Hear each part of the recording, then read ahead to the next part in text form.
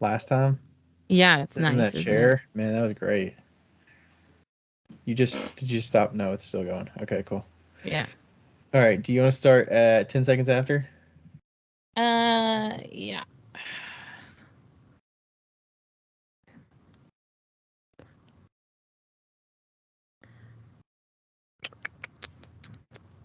Boom. Boom. Hooray! Boom. Hello. Hello. Ooh. We're live. We're live. Howdy ho. Howdy ho, neighbor. Uh, P.S. Before we start, I should do a disclaimer that my door is open and the windows are open because it's 69 degrees outside and and it's hot. And also, What are you do when it's there's a like train. 85 degrees outside at night? Well, I'm putting in a fan this week, so hopefully that won't be an Okay. issue. Um, and also, there's a train, and I don't think it runs at night, but if it does run, I'll just mute my mic. Is this And Charles? you know what? It is.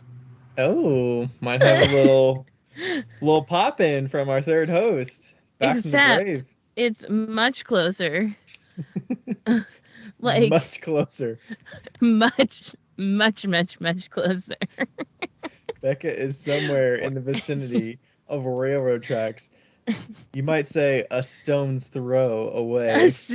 a spitting distance. Not quite like when we were talking with Andrew and you were saying a shop was you could throw a baseball and hit it, 100 yards away, No, this is much closer. quite closer than that. Maybe a pitcher's mound away from. So yeah, if that happens, I'll probably mute it, and then Ryan can just talk about whatever And the then fuck she'll he just wants like to talk unmute it about. like. Brr, brr. uh, I have stories to tell you. Do you? Okay. Should Let's we hear what you start with got. stories or should we start with you? We can start with stories. Okay. I might only have one story. But yesterday I was outside of our studio. To give a little bit of a kind of a layout of the studio is there's a huge warehouse and one company pretty much occupies about half of the warehouse and the other part of it is all storage. And then you go into the main part of the building and then all of the other studios are there. So the warehouse part, Quincy is the one that runs that, and me and Quincy are outside. He's taking a smoke, and I was on my computer doing something, and he goes, "Do you smell smoke?" And I was like, "Yeah." And he looks up, and out the fucking bay door, smoke is billowing out. And From the he's like, warehouse. "Yeah, from the warehouse." He's like, "Oh fuck!" And he gets up, he jumps up, and he goes in, and I'm like, oh shit. And I go into, and if we were in our right minds, we would have grabbed the actual fire extinguishers that RJ has around the building. But I look over, and there's just like a flame in the back, and Quincy's son was trying to dampen it down with a moving blanket, and we're talking like 3 feet by 1 foot 2 feet type flame. 3 feet wide. Yeah, by 2 feet Okay. deep That sounds flame. manageable. I don't. It depends on what's on fire, I guess, and what kind of surface you're on. You're on concrete, I'm It guessing. does sound manageable, and it was manageable. However, okay, so first of all, Quincy goes and he's like, "Oh shit!" And Grady had already used all the water that he had, I guess, and so Quincy grabs the fire extinguisher, presses the button, and it's dead. And so Not what you want. then what? Not what you want when you grab a Not fire what you want. extinguisher in that case. You're like, Yeah, no. oh. And then he like freaks out and like goes, I'm like trying to find a 5-gallon bucket or something that I can fill up with water or whatever. And I'm like, I'm so dumb. There was literally a fire extinguisher right behind us. And he got like a gallon bottle of water and like dumped it onto the and what lit up into flames was a router. It was a yeah, so a Craftsman's router, so it was like all the electrical Oh, inside. sorry. When you said router, I was thinking tech router. I was thinking No, like no, a no. wireless router, not a tool No. router. Like a Okay. tool router. And the table and everything was in flames. Now, what was really scary about this whole situation is that 2 feet away was a pile of plastic sheeting, Oh gosh. like acrylic sheeting. And if that had caught on fire, the whole fucking building would have gone up. There's no question. Like, So was no somebody fucking question. using the tool and they sat it down? Nope. Tool wasn't being used. So what happened Is was it that they plugged were up? welding, and one of the sparks must have jumped back and then lit a piece of dust on fire. And Huh. then Wow. it just caught on fire. And Grady was in the bathroom. And like, what was funny is Grady was in the bathroom. Me and Quincy were outside, and then Dan, who has another studio in the area, was like walking to and fro.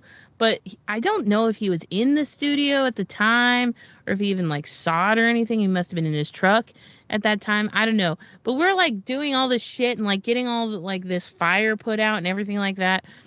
And then Dan like starts his truck up and he starts to leave and he opens up his window and he's like, "Is there a fire or something?" And I was like, "Yeah, but we got it." Oh my gosh. And yeah, so it like filled the whole warehouse up with smoke. Had to like Fuck. put 4 fans on to get the smoke out. It still smelled like smoke this morning. It was bad. Jeez. But for No once it fire wasn't department or me. anything? No, it was manageable enough for no fire Okay. department. Wow. If Okay. it had been in the building itself, there's sprinklers in the building. I don't know if there's sprinklers in the warehouse. Yeah. So I guess that's one of those like welding areas. I remember in college there was a it's like quarantined off a little bit. Like yeah, there's big yeah. And dividers. I mean, like So they're working on these huge sculptures that they're like shipping to Colorado or some shit like that. So like they're massive hmm. and they barely have the space to contain them, you know. So Wow. yeah. I don't know that I've ever been. I've never really been to that size of a fire or like a fire that's not intended to be a fire like that.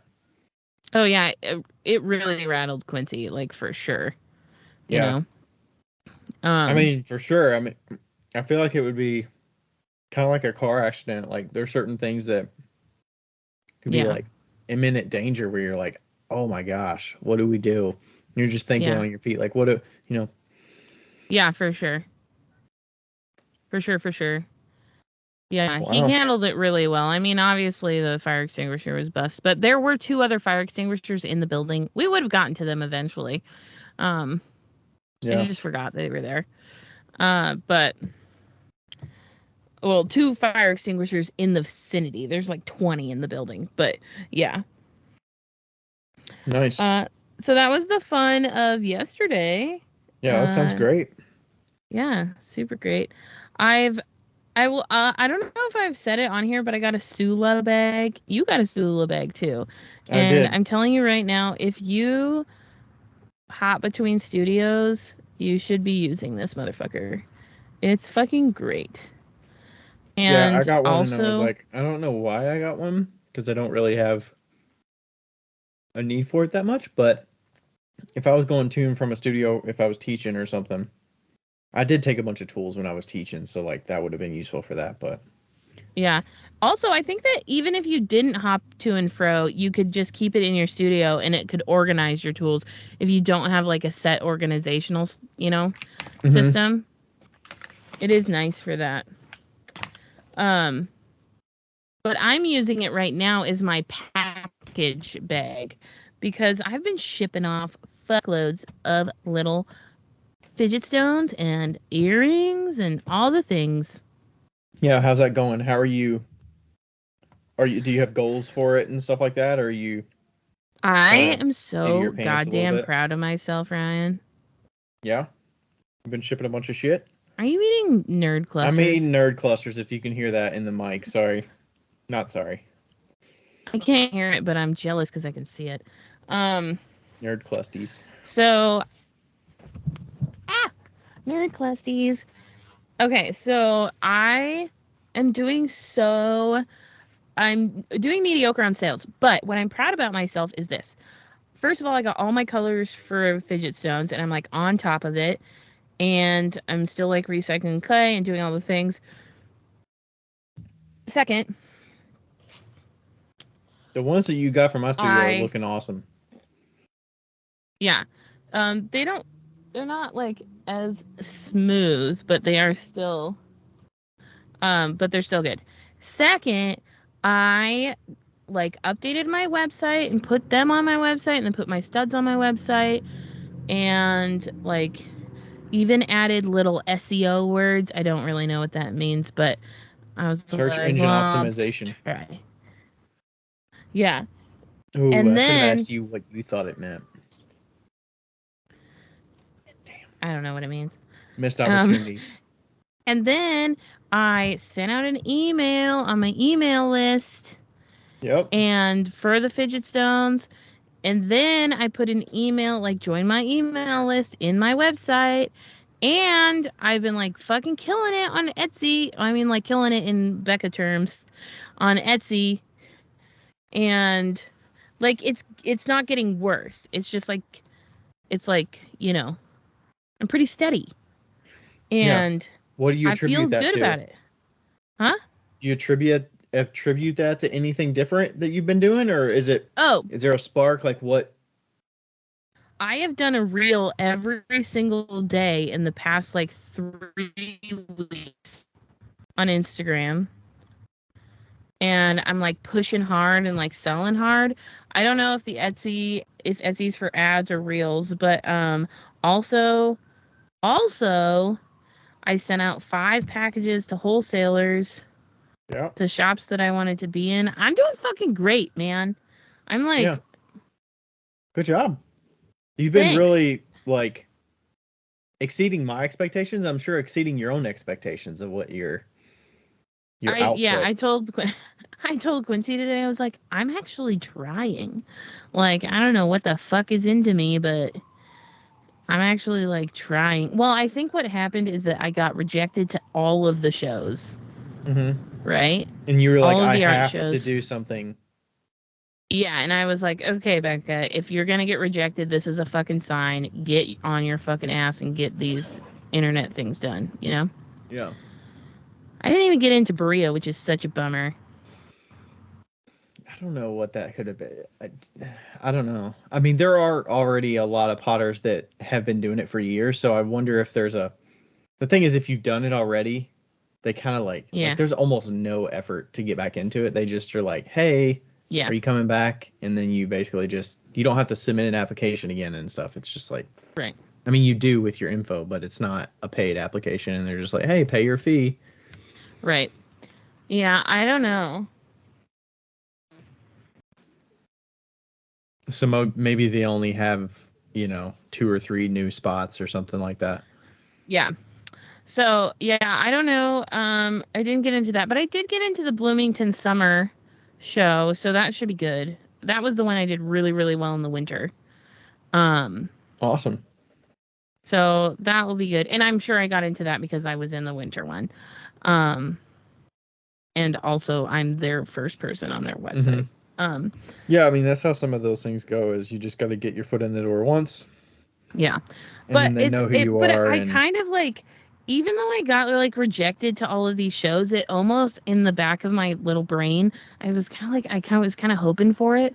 You know, it like gave me the means, not the means, but it gave me like the push to be like, Becca, you're fucked if you don't actually do this. You know? Because I feel like you were kind of in the state where you already were. Shows were like you were like fuck shows for this year. I was so stressed about shows because driving, like when you're mobile, like trying to find where you want to do the shows and like going, it was just a really like it was really stressful for me to like find shows that I wanted to do, where I wanted to do them, blah blah blah, you know. But you were probably you were really swinging for the fences with the shows, having Yeah, for not sure. applied for a lot of those kind of shows before. Yeah, for sure, 100%. So, and then when you were like, I didn't get into any shows, so I'm not going to do any shows. I was like, well,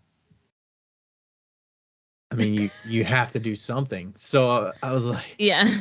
you know, so like hopefully the work that you're putting in, and then the reels getting the consistency, and even if some of those like even if you don't sell as much every single time, it's just like getting yourself More in the consistent. habit Yeah. of doing it so that it's like I'm still going to do it even if I don't have as good of results every time. So just like getting in studio, like you kind of get in the Yeah. studio regularly so that something can happen so that you have work happening, but it's not Right. doesn't have to be inspirational every single time you do it. Right. And like the reels that I've been doing have just been like stupid fucking reels too. Like they're not Mm-hmm. it's not Are anything you out putting of are you putting captions on them finally, or are you still doing no captions? dude, I've been putting captions on them and then Instagram's deleting them. Really? Like are you talking about on the video itself or under the video? Not text on it, under the video. Oh, under the video. I mean like sometimes. Yeah. I'm not doing So that'll hashtags be if your that's what you're asking. next step. Just put a caption. Just put like a sentence of what they're looking at I've or been something. trying to put a sentence. Yeah. Yeah. Not on TikTok, but here. I'm trying to actually get my TikTok back up and running too. Okay. So, I was gonna say the things that you're doing can totally go to both. well, yeah, but my TikTok numbers are so much worse than my Instagram numbers right now. Who So, cares? I know, but like when I'm putting up a video, it's like 200 views, But you you've know? been idle there for 9 months or something. No, I've been putting up things periodically, but they're still just like down Yeah. in the dumps, you know? So, but this one, I did one yesterday and it got a little bit better of Yeah, it's just tweaking little things like some of the uh, some of the intricacies and changes might seem nitpicky, but you literally have half a second to grab attention. So yeah, even if it's trimming the first part of the video of like, you're squeezing a bottle, but you don't quite get the thing out at the very beginning, and then the stuff comes out like a second later, like cut that half a second out, right, get right to the where the action happens. That's for why sure. like I stopped doing the video where I have the piece in the kiln and I show my whole hand reaching down into the kiln and grabbing the piece, like just show my hand like almost touching the piece, grabbing it and then picking it up, Right, and that's like half a second that you take out matters. that will get somebody engaged quicker. Yeah. Oh. Yeah, so like and obviously some things don't work as well and some things do, but like, you know, throwing videos are better for me, obviously. Like 22,000, 18,000, but all the other ones have been like 8,000, 5,000, 4,000, so that's pretty good. Mm-hmm. So, views. That's on Instagram, not on TikTok. TikTok's like 300.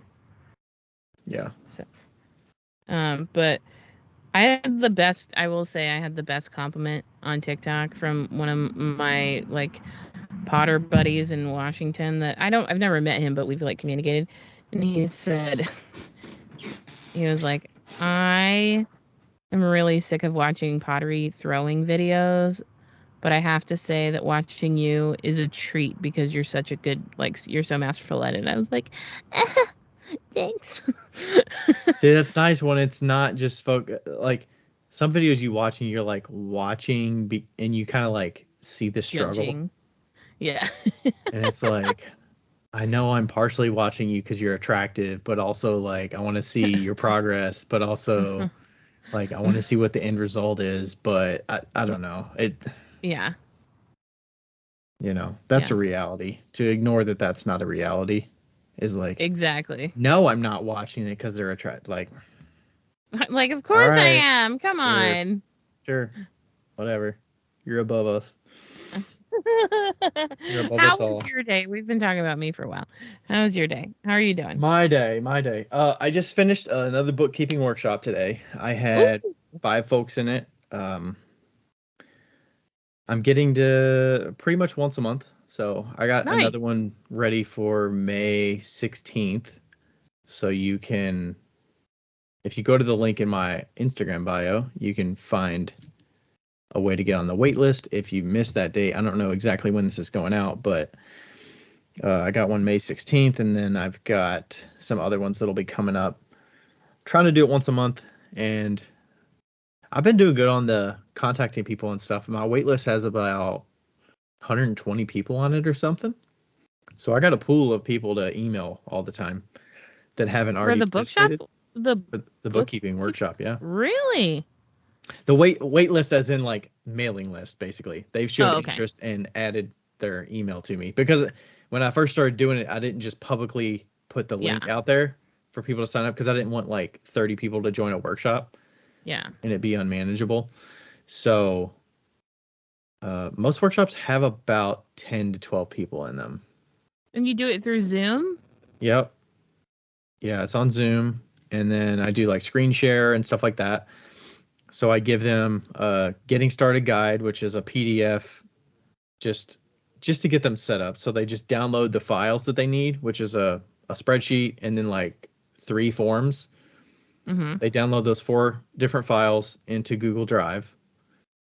And then the workshop is walking them through what's on those files and then how do you link them together so that you can fill out a Google form whenever you get a receipt from an expense, fill it out, submit it, and then that form submission will get its way into what I call the budget sheet. So it's like all of those forms put together Yeah. into one sheet so you can look at your income, expenses, and all that stuff. So, and it's 75-minute workshop. So it's pretty good. And then people get the recording afterwards. And then yesterday I just set up a option for people to book 30-minute meetings with me. So we'll see Nice. if that how that works. And I'm gonna send. I have my own segment of people in Mailchimp of past attendees. So I had that like bookkeeping workshop mailing list of like 120 people, Mm-hmm. and then I have a group of about 50 people, and now it's about 50 people of like past attendees. So I'm gonna email those 50 people and say, hey, thanks for joining the workshop. Here's an option if you want to book time with me if you're stuck or you haven't set it up yet or you need something answered. Um, So I don't have Square appointments built into my website. It's not an option for mine because I have the Weebly specific one. It's not built in Square. So Yeah. I have them pay for, I just did it where they buy an item and then it'll message me and then I just will send them a Calendly link to book 30 minutes with me Okay. based on my schedule. And then I'll send them a Zoom. So I don't know. How do you do your consults when people book time with you? Because yours is pretty integrated. Mine's integrated through Square, so I wonder if you could do the Square, if you could do like a where it takes them to the Square page. Like when they purchase it, I don't Yeah. think you can customize the thank you like order confirmation page on my website. Eh, That would be nice. Like if when they bought it, it said, "Here's your item. Go to this website and well, no, because sign up like in for a Square, appointment." you're not buying the item, you're buying the time. So like, I wonder if you could link that Square page onto your website as an external one, so it would be a link, a tab, so it would go away from the website, and it would take them to like its own Square page. You know? Maybe I'd have to see. So I would have to use my Square point of sale account Mm-hmm. separate from my Weebly account, Right. which is like strictly website e-commerce. Right. To my Square. I'm sure there's Square appointments I could probably look at on my Square account. Right. So you would just have a link, like a button, like, hey, want to book an appointment? Click this button. And it would click the button and it would transfer to the Square page. Okay. But how do you communicate with them how you're going to actually meet? Does it say like here's my Skype or how do you communicate that with them? So what I do is every time somebody books an appointment, I send them an email through Square. Okay, so And they I say, purchased it. You get an email confirmation that they've booked time. yeah, It's already on their calendar and on your calendar, or do yep, you have to confirm it and stuff like it's that? on both of our calendars. And then, well, I have to confirm it saying like it's okay and to charge the card. And then I email them just a little note that I've drafted up and it has a link to my Skype. So, Okay. or it has a link to something so that, oh, it had a link to my, what it had a link to my Google thing, but you can also do a link to your Skype, I believe. Okay. So, I think I'm just gonna send yeah. them. So when they But it order, could I think be I'm just in gonna the, reply to the order confirmation with a Gmail template that says, "Thanks for booking time with me," or "Thanks for purchasing a slot. Here's my yeah, Calendly to go sign up for a spot, and here's the Zoom meeting ID." It'll just be my like personal right. meeting room, and then we could do that. The only drawback is if they don't like set a reminder. When I did the bookkeeping workshops, I was creating an ICS file, which is like the calendar file, Yeah. so they could click it and it'll put it on their calendar, so they don't forget, with a link to the Zoom account and all that stuff. Yeah, We'll so see. mine in the appointments, it'll text them a day before and be like, hey, don't forget. Oh, that's sweet. Okay. Yeah, it's really nice. I mean, So if you could do it through Square, I would. okay, so maybe there's a way that I can look at the Square side of things and see if there's an appointment. I just don't want to have to pay for an extra service or an extra plan. I don't think you'd have to pay for it Okay. because you already use Square. So Yeah, it's because I not use actually like through Square my invoicing and website. stuff. It's Yeah. kind of like another segment of Square Yeah. or another section of Square, kind of like Yeah. invoicing. Like you could even have them pay on your website and just send them the appointment on Square. Yeah, yeah.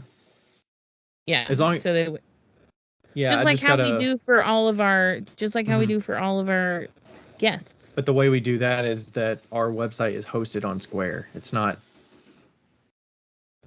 a Weebly site. It's a Square site. Yeah, but you have a Square, so it might just go to a Square link. That's what I'm Maybe. saying. I don't know. Yeah. We'll see I how don't it know. goes. But I assume I'm probably only going to get like one every few weeks or something. So Yeah. we'll see.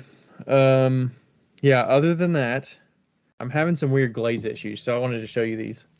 You probably saw it on my post today, maybe, but I've got these new mugs that are coming out. Okay, this is an older mug that looks really good. The bone Mhm. glaze. This is the new mug that came out that does not look right. Oh, I really liked it. I like it too. I like the way it looks on the cover, the overlap, but it's like really white and Okay. kind of Is the glaze matte. new or is the glaze old? It's new. So the glaze was sitting in a bucket dry. It wasn't ever submerged in water and like mixed up. And then Did somebody miss something? I don't know. I think somebody missed something. The color of the glaze in the bucket looks the same, Okay. but the color in is rutile. That's the only color in it. So I rutile think they probably missed doesn't look rutile. that much different. What did you say? I think they missed rutile. Completely missed it. Yeah, it doesn't look like it has any rutile at all. Okay, so It looks white. it's It pretty looks like white. a really beautiful white. It's got a little bit of pinholey sort of to it. Um, so I was doing some testing to figure out the differences. It did look a lot waterier. So I was like, maybe it's too much water. Maybe it's just not the right specific gravity. So I It could be compared that. those. Specific gravity was like 130, but the old bucket was like the same. It was like 125 or 130. Like it was really close. Okay. And then I was like, okay, well, now that I know the specific gravity, let's uh glaze 2-spoon rest the exact same way, like same dipping. I'll put them in Yeah. the same spot of the kiln so they're fired exactly. So we'll do that, and then if that doesn't work, it might be the rutile, but I don't just want to throw rutile in there and see what happens because I might end up screwing the batch up. But Why But don't you just get a cup of it, or just like 100 grams of it, and then just do a little pinch of rutile to see if that fixes it? okay, that's not a bad idea. So I like, mean, like, I know that it's different when it's wet, but you could probably eyeball it, honestly. okay. I mean, I could look at the percentage and be like, okay, Yeah. well, it's 3% rutile or whatever, and Yeah. kind of guesstimate what that would be. So we'll see. I don't know. The thing is, it looks really fucking good with the Inferno Red on top of the Inferno Red. It Oh, looks really? amazing. So I'm like, what the hell? Because when Maybe I it was was just a happy accident, Ryan. so I did separate a bucket, like 2 gallons of it in its own bucket. So just in case I do something, my next step was going to be once I tested, I was going to sponge off some water because it did just seem like way too watery. Yeah. So I was like, well, I don't want to just hold this in a bucket for 5 seconds. I'm going to take some water off. There's no risk in taking water off of it, really. Yeah. Take water off, mix it up, do another test, see what it looks like. Because I'm not just going to start adding glaze to it. And then I'm not Yeah. just going to add it to the existing glaze and just mix it all up and hope that it's good. Yeah. So I don't I think remember there's seeing a another story about variable. that, but I didn't linger too long, so I didn't really look. You're talking about the one that said, like, what the fuck happened? Yeah, I think so. Yeah. Yeah, because I That was was a like, I don't little understand what's different. that was a little clickbaity the way I put that thumbnail, but seriously, like I don't know what the hell. But Hey, everybody, it's Ryan's birthday next week. You're nobody's not gonna hear gonna, this. no one's gonna know, but I mean, you will know because I'll say something on the Instawebs. But uh, his Yep. birthday is 4/20, and he doesn't smoke weed. Nope. Which is honestly, you know that's the same day as Hitler's birthday and the Columbine shooting? Mm-hmm. I've heard that all of my life. Yeah. Fuck, man. Yep. I think it's, well, anyway, you're much better than both of those things. So, I at hope least we get so. some good on that day. I hope so.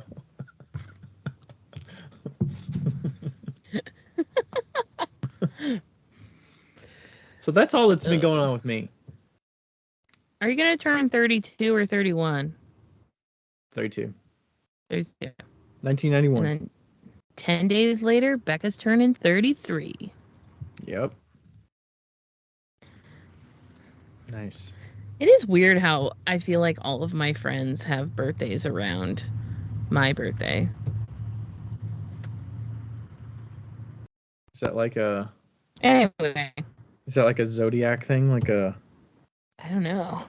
people gravitate to each other based on when their birthdays are and where the moons align and shit? I don't fucking know, man. I don't know. All right, what are we talking about today? Oh, let's do our first fun question. We got fun questions. Oh We do man, have I a feel like fun. we should read that new review that we got. Oh, yes. We got I'm 2 new gonna reviews. Which one do you want to read? you read both of them because I'm gonna adjust my chair. Both of them. Okay. All right, we'll start with the short and sweet one first. It's short. I don't know if you'd call it sweet, but It's not sweet, but it is short. all right.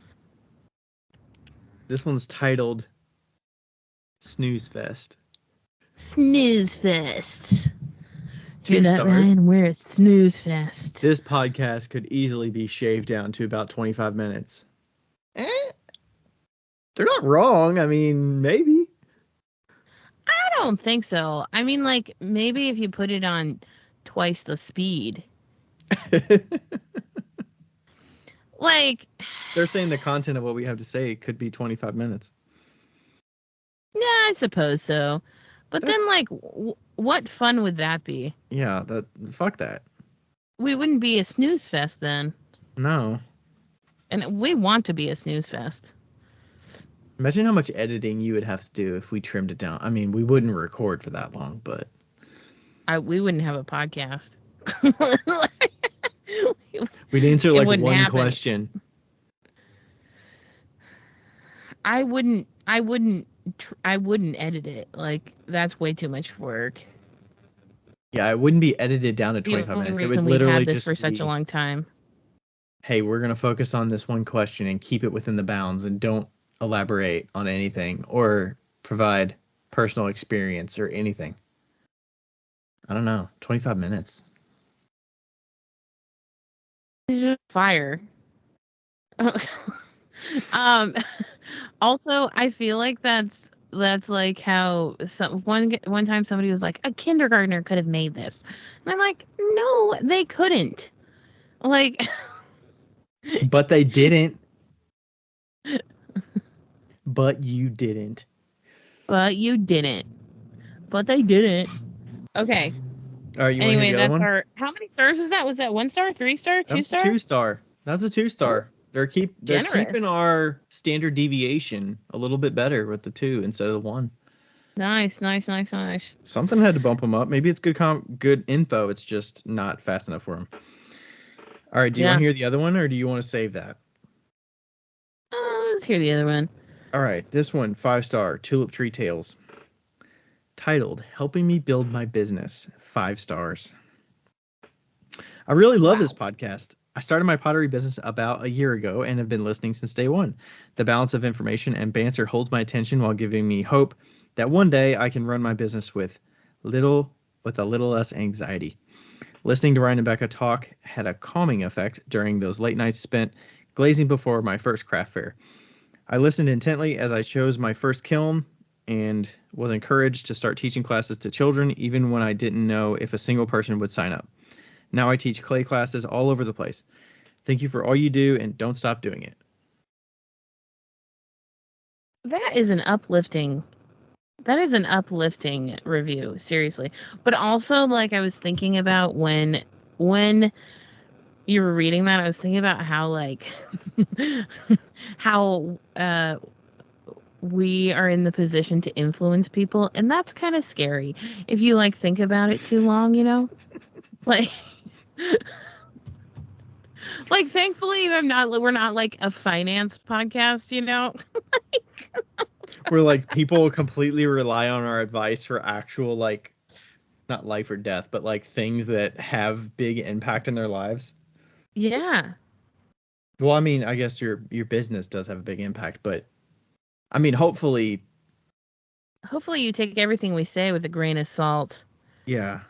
I mean, like, not a grain of salt, but like you have to use your own judgment, you know? And it's with anything you listen to. You have to critically think about it and see how it applies, see how it doesn't apply, see what situation they're in and why they're sharing that experience. What influences do they have? What ambitions do they have? What situation are they in? Like, there's reasons why we're not all copy and paste from one another. So everything I say won't work for everybody. Everything you say won't even work for me. Like, completely different, right?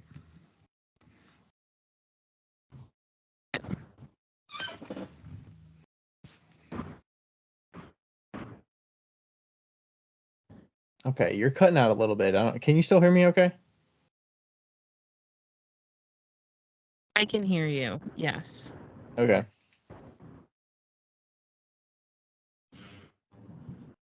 Okay. What's the first question? You want me to read it? Yeah.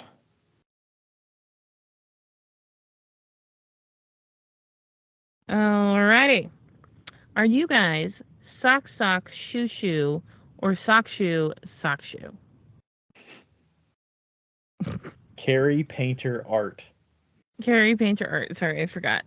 I am sock, shoe, shoe. I am also sock, shoe, shoe. And I also want to point out one of my favorite videos. And I don't know if you can hear it on here, but I'm going to play it. Okay. Order if you get dressed out of the shower. Socks? Sure. No, wait, stop it. Stop. No! Stop it! No! You're making it up. I'm not. You're making it up. I'm not. Stop. I'm can't wait to tell you. Socks? First? That's the one who goes socks first. I have an explanation. No, not again. These never work. My drawer at home, it goes socks. Oh, no! That doesn't make any difference. Yeah, that doesn't make a difference. Like you're not showering and getting right out, and you're standing in front of the drawers where your clothes are. I can't even imagine putting on your socks before your underwear.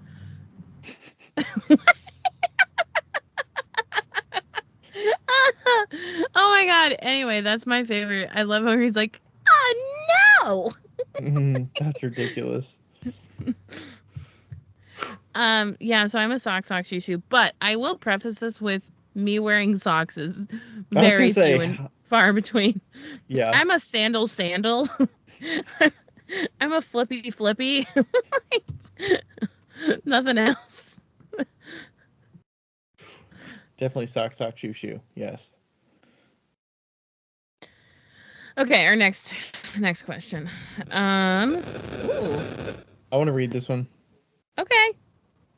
All right. This is from Anonymous. Do you ever see someone's social media pages be just so terrible, even though their work is amazing?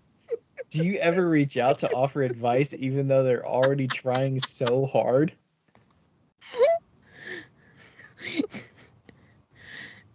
You know how what you sounded like when you just read that? You sounded like is your cat making too much noise all the time? You're so stupid. Kitten mittens. You'll be smitten.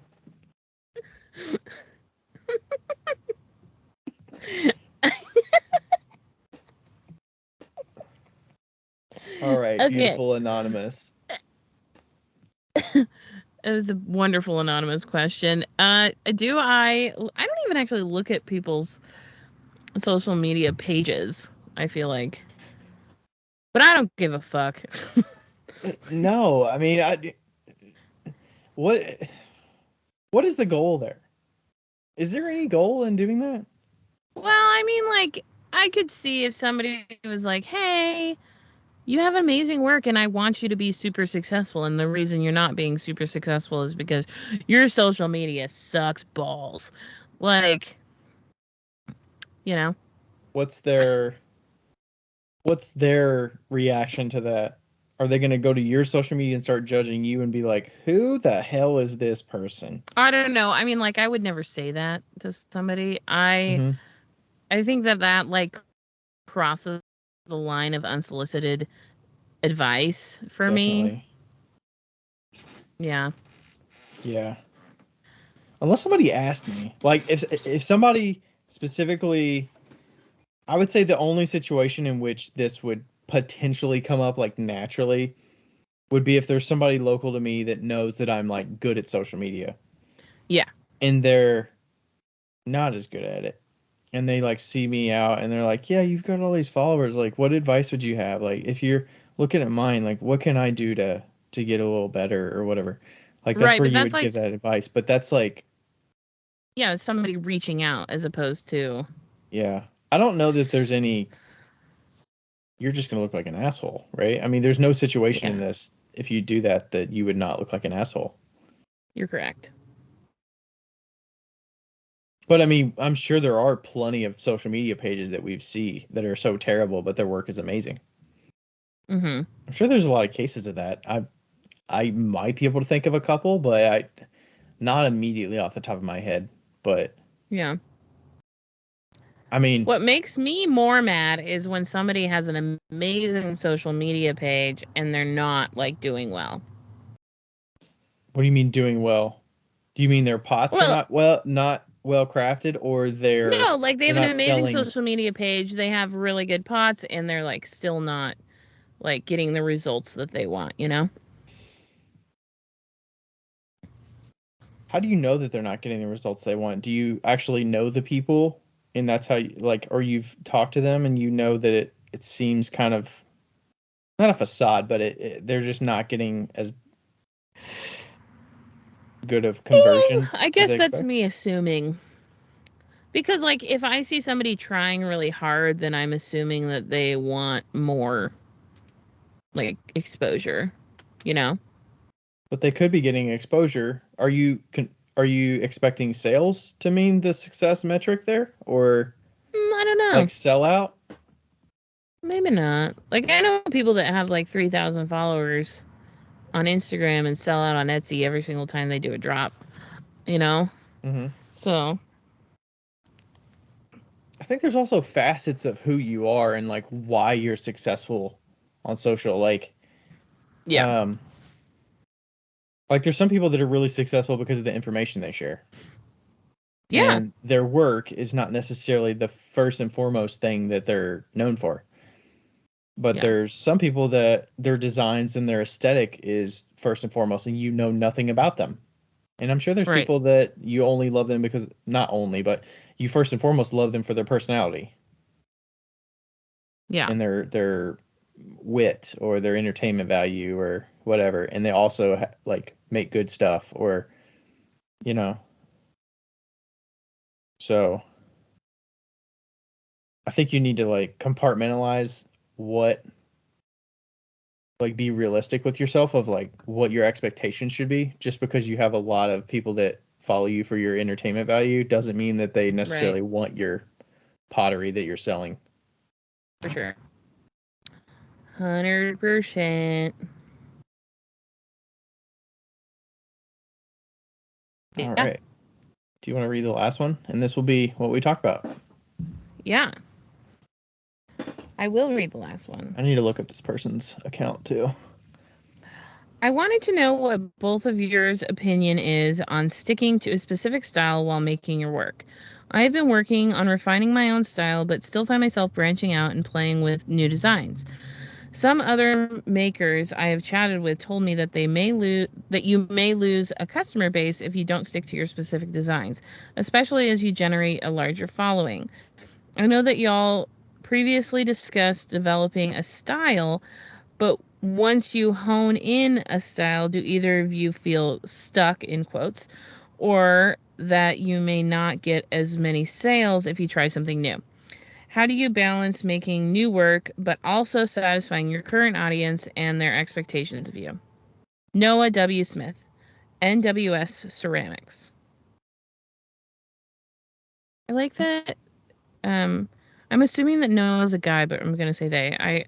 I like that they added their middle initial. Yeah, that's on. I think it is a guy. It's on their Instagram. No W Smith.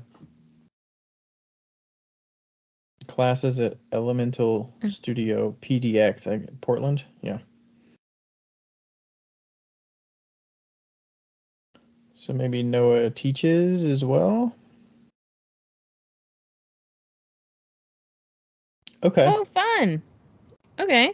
I'm sure that this is like everybody's least favorite part of the podcast when we just like look at other people's Instagram profiles without anybody saying. So if you guys wanted to go to Noah's profile with us, Noah W. Sorry, NWS NWS underscore ceramics. underscore ceramics. That's cute. I like the lines. I like the stripies. Yeah, it's a very distinct look. Yeah, I can see there's little bits of different. Oh my god! I don't know when they submitted this. I don't know when he submitted this question, but I love seeing in a like where he did find it. Like there's like 6 specific pictures where you can tell that he found it. You know? Like he found what he was doing. Like he like midway down under the wood fired stuff, you can tell that he was like playing with lines and circles. And then you can kind of like see the development of what now I feel like is his quote unquote style. You know? It's these like lines like it's so if you're not looking at it, it's underglazes with cutouts of color and then also kind of like white parts too. So very horizontal lines look and They're really lovely. They're like very tight, very clean. Um, so like the top rim, probably the first top inch is usually white, and then there's a color under it, and then there's like 3 lines under that are carved out or white. And yeah, they're like that's his now style. Yeah. I see the videos of him doing it. Okay. You look like you live in Portland. What does that mean? Because you got a beard? No, it's just like I don't know how to explain it. I mean, you said it. Why'd you say it? There's just like it's not like Pacific Northwest is a very specific look. It's like a t-shirt, shorts, like a shaggy beard, and like probably a band t-shirt, like Kind like of like tech, kind of techy sort of looking, well, but it's like a little hipster, but rougher. it's like hipster outdoorsy. Okay. I mean, like it's normal, but I don't know. I don't know. I don't know. Maybe I just shot myself in the foot there, but I do think that people from the Pacific Northwest have a specific look. Okay. I mean, you did live in that area for quite a bit, so Yeah. Okay, I kind of just wanted so to see what you would say. yeah. All right.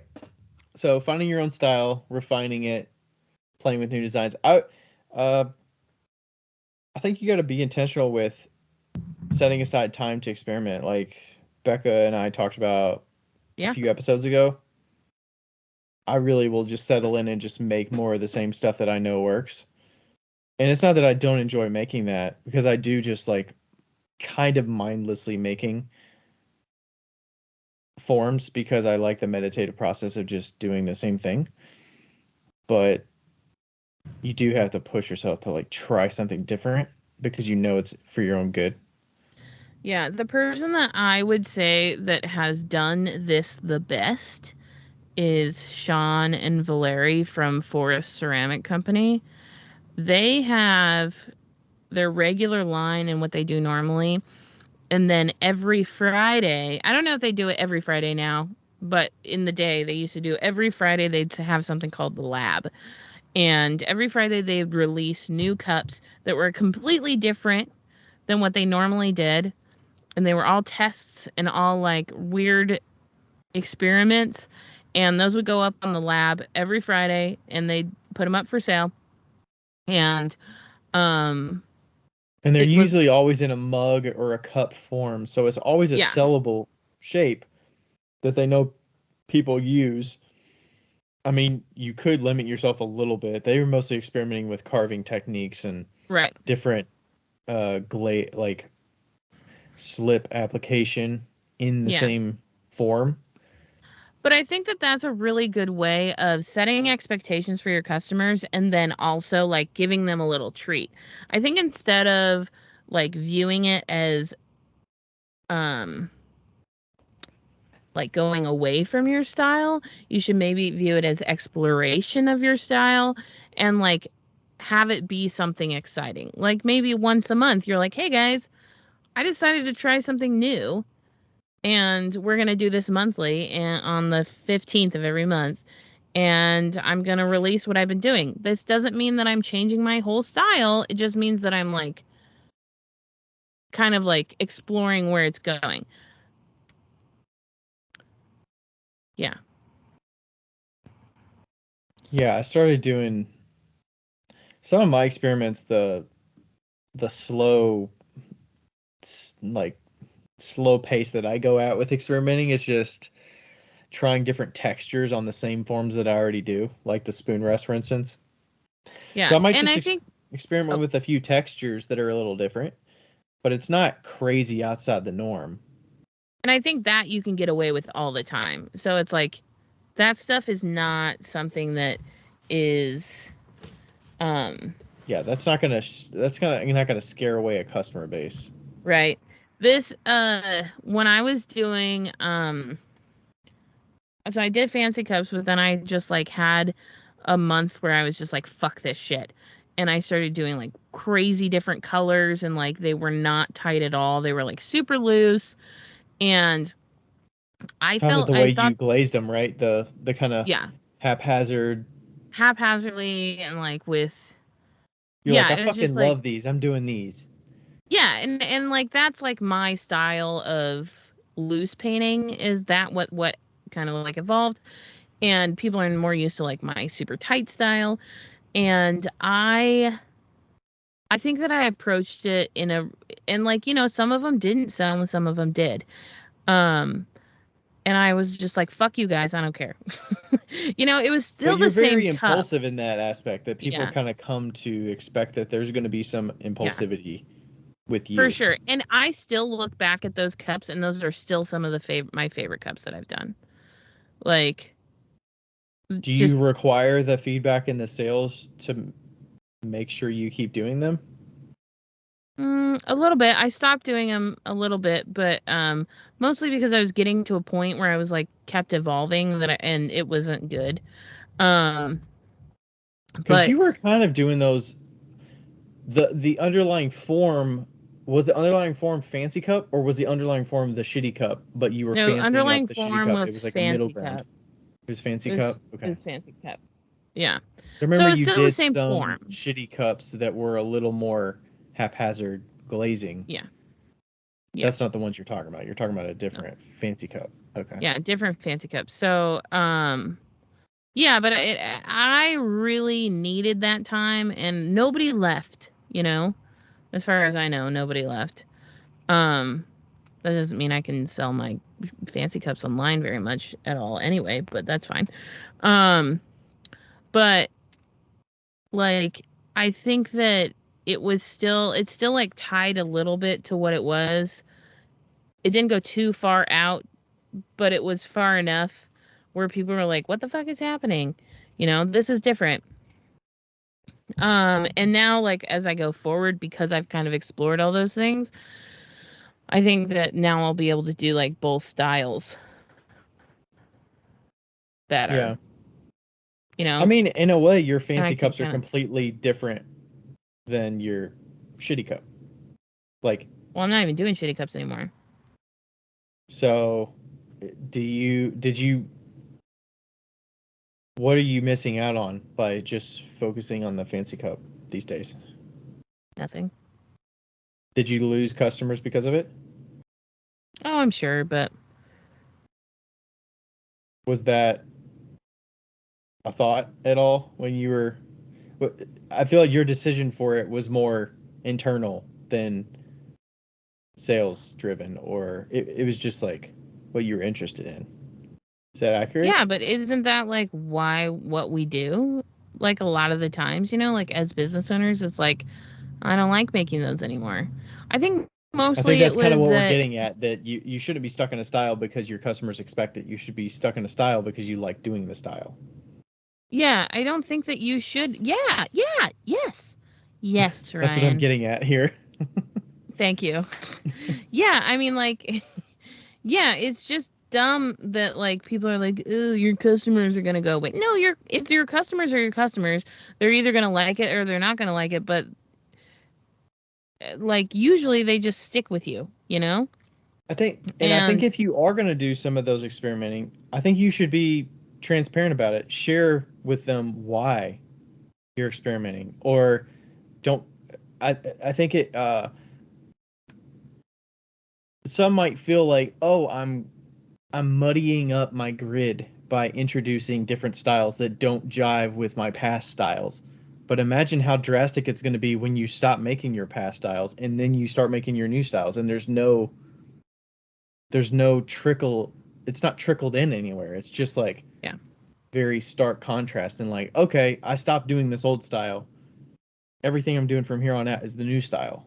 It's like you got to kind of bring them along with you. Like, what's going on? Like, why are you experimenting with new ones? What are you actually trying? What are you yeah, finding is working? What's not working? for sure. I agree. I think they'll understand, like, hey, there's certain things that I want to be doing. Certain things I don't. Like maybe you want to trim down the amount of time that you're spending on each piece, or maybe you want to increase the time you're spending on each piece because you feel like you're just making for volume and that's it. But Yeah. Ugh, it's so like, it's so weird, you know, like the way that we do things, and the way that we feel like we have to do things because we're selling a certain way or we're doing a certain thing. And I do think that it definitely, I think your customers can really hold you back. You know, like, is it that we put too much power on like the customers will notice if we do things differently? yeah. Yeah. I think that, like, you know, like this question kind of just like exactly points that out. It's like, oh, well, other people say that I shouldn't do this because my customers may not like the change. Well, okay, but like you never get good unless you change some things. You know, like you have to start changing. If you don't experiment and you stay with the same thing over and over and over and over again, well, you become a production potter. But like I mean, you hone the but skill, but you're moving little by little by little, and I'm sure you can sustain a business and you can make good money at it. But if you're losing that fulfillment and like enjoyment of doing it, yeah, you burn out a hell of a lot easier. yeah, Like take Bruning Pottery for instance. So Bruning Pottery was who I like studied kind of under and like did classes with, and Larry Bruning was the head of that. They're still making pots that they were making in 1975. Like the same goddamn pots that they were making in 1975, they're making in 2023. glazes and everything. Glazes and everything. Like, See, I feel like the customers that are like, I broke this thing, and I know that I can go to this business and get the exact same thing that I bought 20 years ago. It's like, oh man, I feel bad for that business that is making the same thing. Like, how is yeah. their passion making? Not that you Well, there have to isn't. have passion, but like, is there enjoyment there making the same thing, or is it just the keeping up with the customer base and that's it? Like maintaining. It's like you can choose. I don't know. I don't think they're. I think at that point, like they're at a point where there's no passion, you know. But well, and Larry's dead, so what are you gonna do with that? But yeah, I think there's like you have to decide what kind of business do you want to be. Do you want to be the business? Do you want to be East Fork Pottery where somebody comes back every single time, like every single time you know that you can get the same shape, the same colors, But they the change same thing? colors. They do change colors. Okay, they change colors, but they don't change shapes, and they don't like, Hmm. you know, it's That's true. very consistent, and and it's super super consistent. Okay, that's great, but like if they did change, that's the type of thing that if they did change, people would be up in arms about, right? They'd be like, "Fuck you, that cup's not going to match the last cup that I had," Hmm. and And also, there's a or lot of people's livelihoods on the line if you change that drastically, just for for the sure. sake of it. And I'm not saying they should change. Like you can either be that kind of a business or you can be the kind of business that always has movement, that always has improvement, always has like something new. And then your customers come to expect that. It's like how this year I'm adding in a new shape. A couple new shapes actually to my fancy cup line. That to me is something that's expected, and like people want growth. What And with sparked you to those, do that? Did you feel like the original fancy cups were getting stagnant, or you felt no, stagnant, or no, I just feel like every year you need something new. but weren't earrings new? No. Your whole line is earrings now, for the most part. You Yeah, don't but feel I like mean those are earrings new and enough? fancy cups.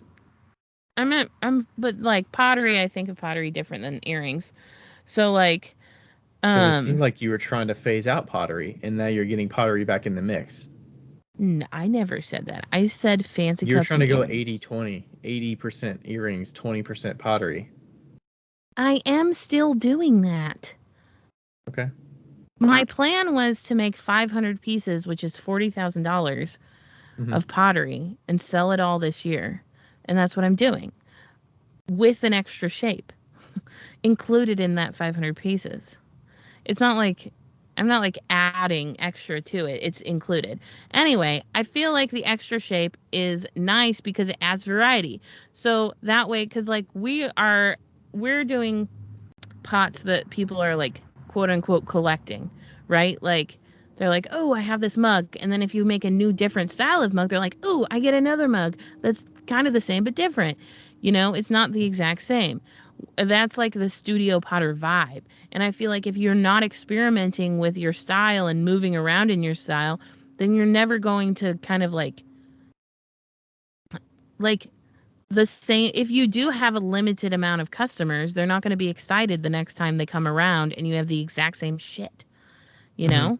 If they come to your booth year after year to the same show and they expect that it's going to be the exact same, Yeah. How many times can they come around and still buy? Like, Right.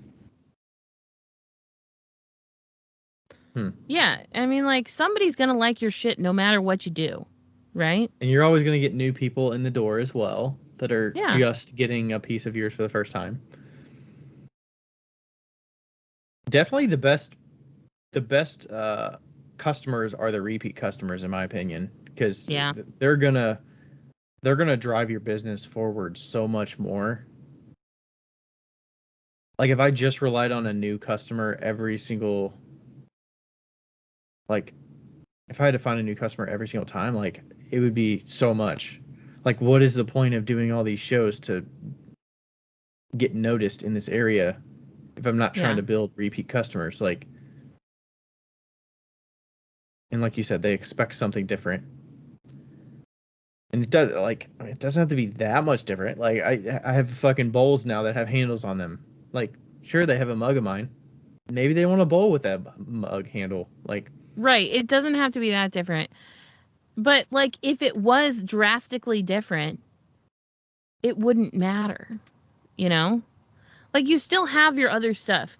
I think that that's also the thing. Like you can't just change over like you could. I mean, you could just drop everything and just switch your style.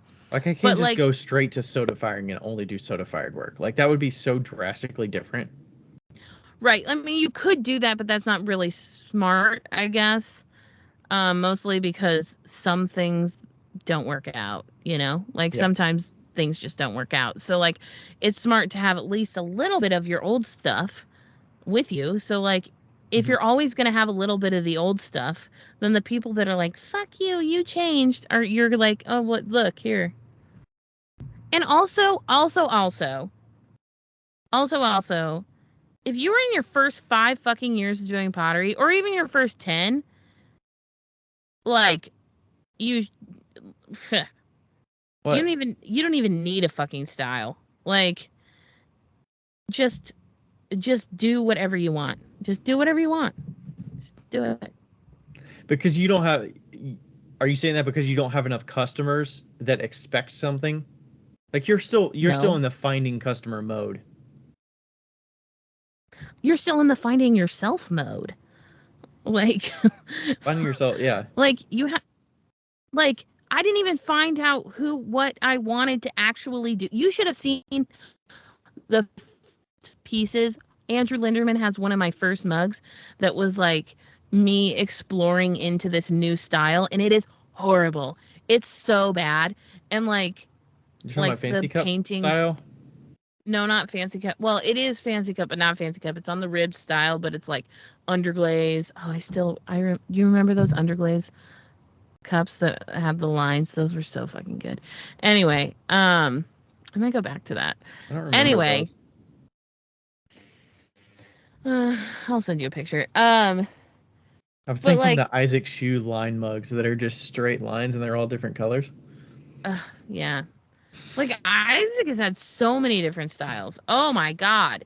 But like his form pretty much stays exactly the same, which is good, But like, I don't know, you're just trying to find your fucking self. Like it took me 10 years to just make a fucking cup without ridges. Like Now I feel like I found the holy grail with this fucking textured rib. I'm like, ooh, I'm gonna use this for everything. It's like all it takes is one thing, and you're like, I'm throwing the same pot. I'm just ribbing it a little differently, and it's a new rib texture. Is that really? Are customers going to notice the difference? That those are really drastically different than what I already do with a rib with like a sharp edge. Right. It's like maybe they'll notice it's a different. They're like, there's something about this that's different. I'm so glad I got that rib for you. It's so great. I That's might get awesome. another one or two. Like I might get more of those other textured ones that they have. They're I pretty sweet. feel like it would be something that you wouldn't pick up for yourself. Yeah. For sure. Yeah, because you would see it, and I don't know. I saw it, and I was like, "Oh, I know." But did you Ryan know will that's use kind of what I this." would have, or were you just like he'll figure something out with this? I knew you were gonna do what you're doing. Yeah. I initially was like, it's gonna be great for spoon rests. Yeah. So, but yeah, I mean, like, it's just, I just don't think you should listen to people. Don't listen to us. Don't listen to anybody. Just Yeah, I think that that worry about your customer losing customers, like as long as you're not doing anything crazy drastically different, like what's the big deal? You have 20% of your pieces are completely new designs that you're playing around with. Like that's not so much of a risk. Like you can still rely on the 80%, and hopefully your 80% is something that you're pretty locked in on. Like you're happy with, it looks good, you got some like if you rely on the sales, like you got sales under you, you know it's sellable. yeah. You know how to And if market it, you're you know how to talk about it, and if it's new, you could be like, "Oh, look at this. Oh, that's a new thing." You got a little narrative going. "Hey, I was experimenting with this. I'm trying a new style. yeah. What do you think about it?" And like if you're worried about it like flowing on your Instagram or your website or something like that, put it on stories. Like post it on stories and get people's like opinions about it and how they feel about it and like tell them to tell you the truth. You know?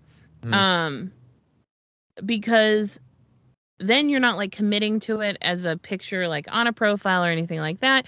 You're kind of get like the feeling of things, and then you can kind of like incorporate it into the look of what your look is, I guess. You think there's maybe I've just been doing Instagram too long that I'm like I don't care as much about the way the grid looks as a whole. Yeah, but your grid looks the same. Like your grid is very cohesive because you've been doing it for so long. Okay. You have a formula in your head. Yeah, that's true. Over like 2,000 posts, like I'm got it down of what I want to do. Like my grid looks like a fucking hot shit show. Like that anonymous question was probably about me. Like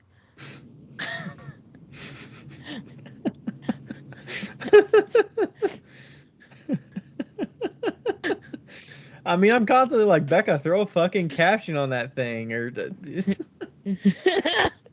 what's the I music did on go that through picture?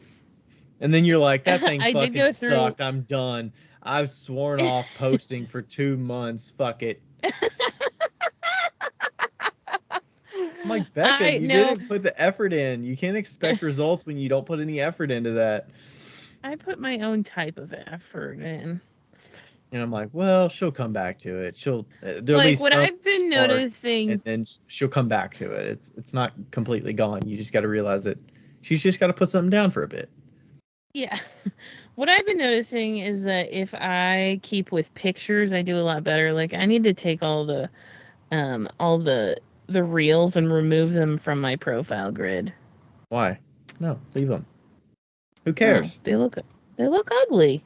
Who cares?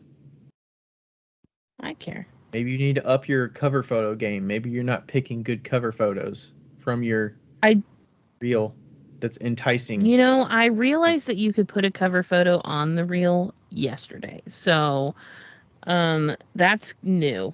Well, there you go. So It'll I show will progress as you start improving your cover photos. They'll be like, wow, her cover photos got way better. Yeah, so I will start doing that. I just have to remove these now. Don't remove them. I'm removing them. Fuck you. Whatever. You know what have been really good reels for me? pouring things into strainer in a rock tumbler, out of a rock tumbler. Yep. Wow, people love that shit. I think you assume people know what's going on there. Most people don't know what you're doing. Yeah, I think that's where you need a caption. You need to caption what the hell you're doing. You don't need to write everything, but be like, because I'm sure you'll get questions that are like, what is that black stuff that you're sprinkling on there? Like, here's the thing. On engagement. But I have put captions in my videos because I was like, oh, I'm going to put them in the video, like in a text verb blurb thing, like on the actual video. Okay, on the video. 3 times Instagram has taken it away. I've never put text in videos. I don't know how that works, and I feel like it's inconsistent. Like it's just like a story. It's just like a story. So I've been putting them in the videos because that's how I like to see the videos, and like out of the way. And like when I press save, it like deletes it away. And so I don't know. Why don't you it's narrate like a glitch? Because I'm finding really good songs. So turn the song volume way down and narrate over top of it. Stop telling me what to do. I like my new system. It's then do working. it. Just put a caption on there. I'm putting the caption on because it's unreliable anyway. Yeah. I never understood how people could put text on certain parts and skip around. Oh no, it's on the whole part usually. Do you prioritize specific time? Do you time box experimentation? Or I don't. I didn't really do that. I mean, we kind of talked about it, that you were like, yeah, you should try and do that like once a week or something. I can't do it that frequently, but maybe it's like once a month for me. Or the soda firing, like I set aside a weekend and actually went and did that. Yeah. You almost have to like I don't know. Maybe set aside a bucket of clay that you prep clay for, and you just say, this whole bucket is going to be experiments. Yeah, that's a good idea. But we kind of like talked about this like 2 episodes ago or 3 episodes ago. But yeah, I don't know. I mean, like, I just get like an itch and then I just do it, and then I lose a half of the day. Like that's usually what happens. I found it really hard to set aside the time because I'm so dialed into like this time needs to be used efficiently. If I'm experimenting, I'm not. There's no guarantee. Like I don't have a path forward of what I want to get out of it, and I'm not a sketch person. I don't like to sketch things and say, this is what I'm going to go into the studio and make from this sketch, and like this is what I'm going to go for. But if I get like uncertain, I'm just like, I'm throwing tried and true. Like I can never have enough mugs. Let's just throw 20 mugs. Yeah. Maybe I'll play around with texture on them, but it's not going to be crazy. It's going to be within the same wheelhouse, and maybe I'll just do some varied texture and I'll play around that way, but it's not going to be wild. Yeah, now the way that I experiment with pottery, not with earrings, with pottery is that I will it's usually like when I'm painting. I like get an idea and then I'll just do that. How do you get the idea? Are you drawing it? Are you sketching? Or are you? No, like painting on the mugs. Like if I'm like doing in the bisque stage and I'm painting underglaze, that's when I'll just be like, yeah, I'm just gonna try this. As we know, I'm a tester of all big things. Like if I'm gonna test something, I'm gonna test 25 of them. And you're gonna do it on the pieces that you hope to sell. Like right. You're not gonna do it on a little sipper. No. And do 3 experiments on a little sipper, so you have 3 different variations on one thing. So all the testing is there, and then you'll fire it, and then you'll get it out and see what works, see what you like, see what you didn't like, and then try more of the things you liked. I'm gonna put 25 pieces in and say, well, hope that works. Oh gosh, that gives me heartburn. I'm like, this is your livelihood. Like, how are you testing your livelihood on like 25 pieces? They could completely shit the bed. Because I'm calculating the risk. I'm not just like throwing something in and being like, it's like this could work. Like, That's true. I know what I'm doing. Like, it's not like when I did the obsidian cups and people were like, how are you doing? I'm like, I know what I'm fucking doing. Like, we've talked through this. We've talked through the combination of firings that need to happen and the best possible outcome that these can have. You know? Like, I've done this for 15 years. Mm-hmm. I'm not just like dark. I'm shooting in like dawn, like like I know what I'm doing. I just haven't done it this way.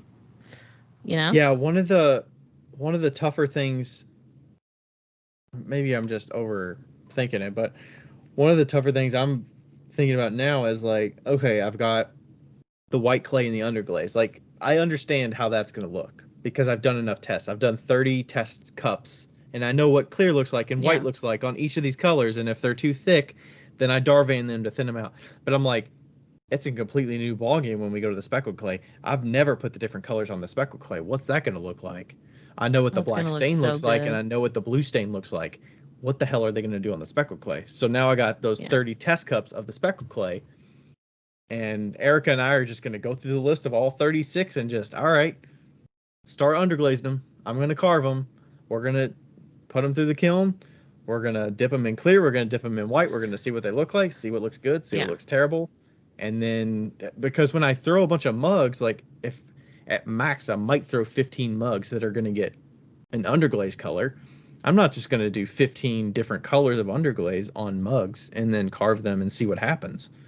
Because I've had that happen where they shit the bed and I end up with like 40 mugs that look like shit. So yeah, I'm like, what's this going to look like? So hopefully things turn out okay. But that's my like dipping my toe in very slowly. I'm like tippy toe in, ankle in, knee in. I will, and I'm like, okay, we'll see what happens here. I will say this: I'm getting some speedball glazes in pretty soon. I don't know when. The underglazes. Yeah, the underglazes, and I've tried some of them, and they are great. The purples all flash. Like, I got amethyst. You know what we forgot, Becca?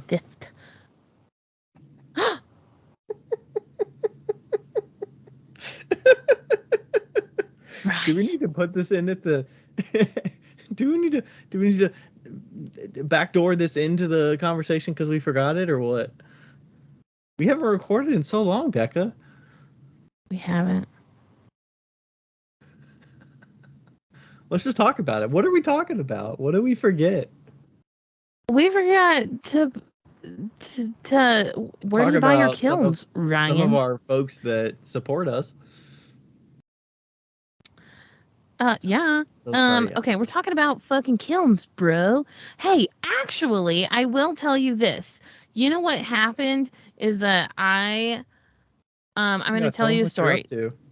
So my friend Sarah got a kiln. It's an L&L. Fuck yeah. Found out it's 25 years old. And it's 1997, I think. Maybe 26, 25, 26. I don't know. Did you say the electrical body is like orange? Yeah, it's an orange kiln. And like the boxes are orange. And we got brand new elements. We got brand new relays. We got brand new thermocouples. We got a brand new control panel. Are they different because they're manufacturing them now? Do they have to like... No, he said it was the same. It would work or it would fit. That's cool. I don't know. And on Tuesday, we're going to install all of it and put it all together. So I'm going to do a little video on how easy it is on an old kiln. Nice. So, okay. Or hard. It could be hard, but did the insides look good still? Like the brick insides and look the channels and everything? Looks fantastic. Like, it's a little brown because it's like dirty, but it looks great. Okay. And the channels look fantastic. So I'm really excited. The only challenge I foresee is that it's a very tall kiln, so I won't be able to do the bottoms. Is it a single Without body either or is taking it off one of the multiple rings. sections? I could take off the rings, which we Okay. probably will take off the rings anyway. It's just easier that way. Yeah. Does it have multiple But I'm thermocouples very as well? excited to try it. Huh? Does it have multiple thermocouples as well? What'd you say? The control is the thermocouples, but it's like the thermocouples are out and about. Like you can see them. They're not a casing.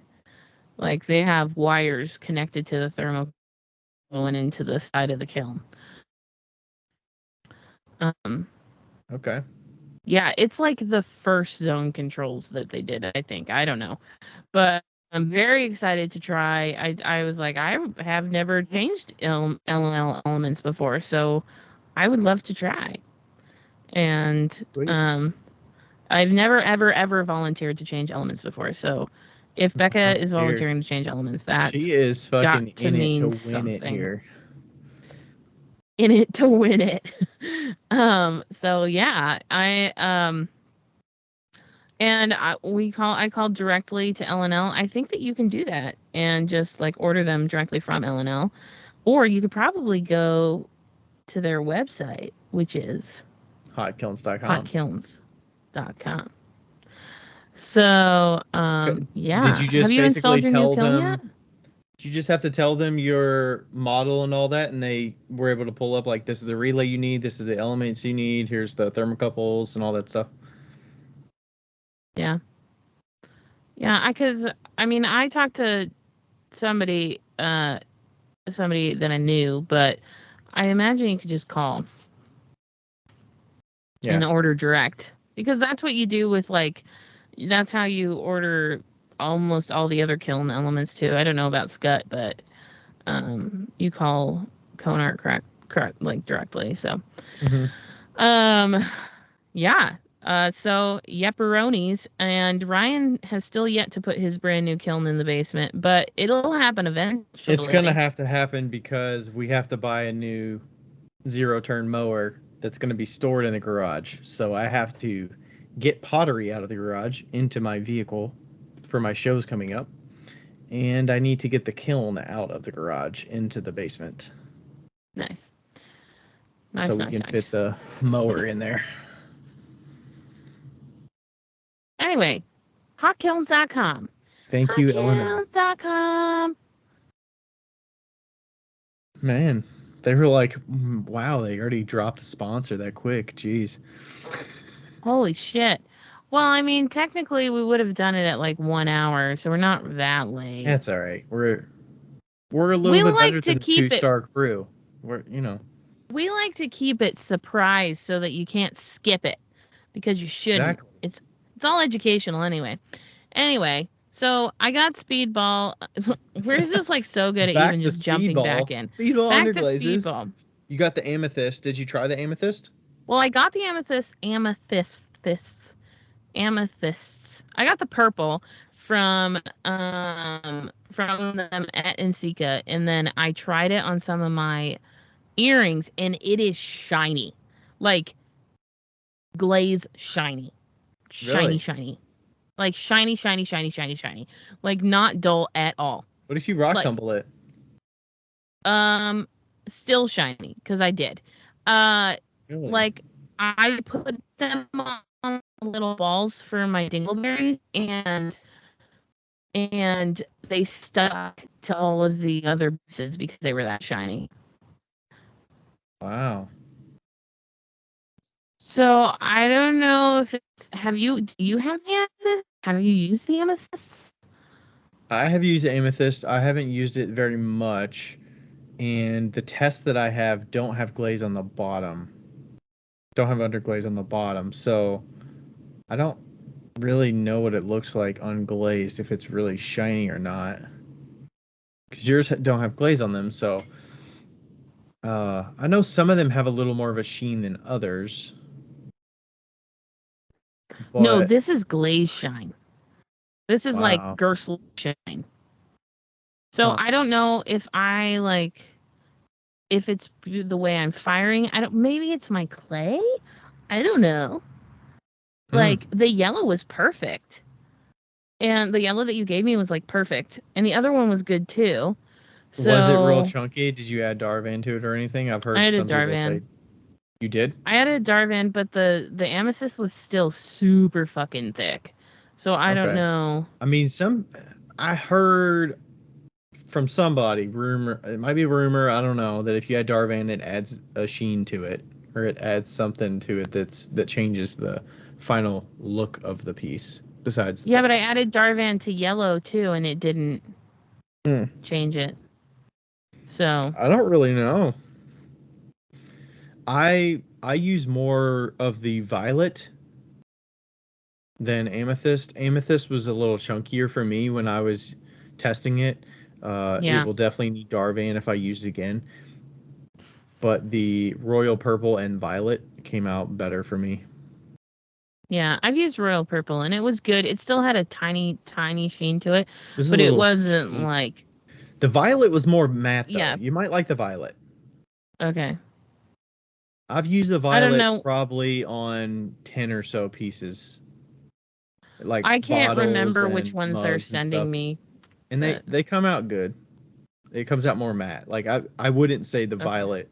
The violet's probably the least sheen of those 4 purples they have. Fucking purple, man. Purple and pottery. Fuck it. What if you mix? Also, Yeah, I was gonna say, what if you mix a little white or something to it, or made it a little lighter?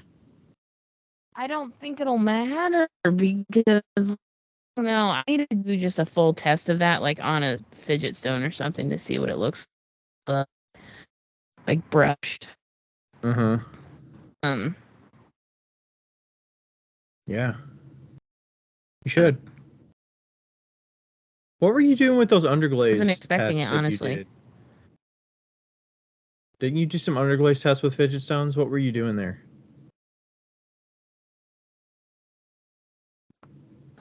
You mean my little spring? Your audio's cutting in and out, but the fidgets that you threw underglaze bits into. Oh yeah, I had like little sprinkly bits that I threw in underglaze, and I just had them in a cup because I'd been like saving all of the weird little sprinkles that I had, and I just put them into the fidget stones, and now there's like fidget stones with little color pops. It's kind of fun. Nice. Was that all with your dark star clay? Yeah. Okay. But some of them have some like other clays mixed in because I don't wash anything out. So Right. but It yeah. gives it a little surprise marbling effect. Yeah. Yeah, those are like perfect for that, where it's, you know, people aren't expecting it to look. They're all unique, right? They're all just Yeah, for and like the I collector. definitely will for sure refrain from using anything with grog in it because it just takes so much longer to do. But Yeah. yeah. How did the gray turn out? The gray was just white clay with black slip. Was that okay? The gray's smooth. It's really nice. Yeah. Oh, yeah. I bet that's really sweet. Yeah. Yeah. So, do we have anything else to talk about? I was wondering if there's any other customer side of thing, because back to the question, the thing about the customer is you need the customer to buy your stuff so you continue doing what you're doing. But you you don't necessarily want to rely directly on everything they say and everything they like and tailoring it just to them. Like it's more about you like finding the people that like the thing that you like making, more so than like trying to be like, Right. okay, other people have success with this thing. Customers seem to like this thing that this person makes, so I need to Yeah. make some of that. I have firsthand experience that when you work for the customers instead of yourself, you just burn out.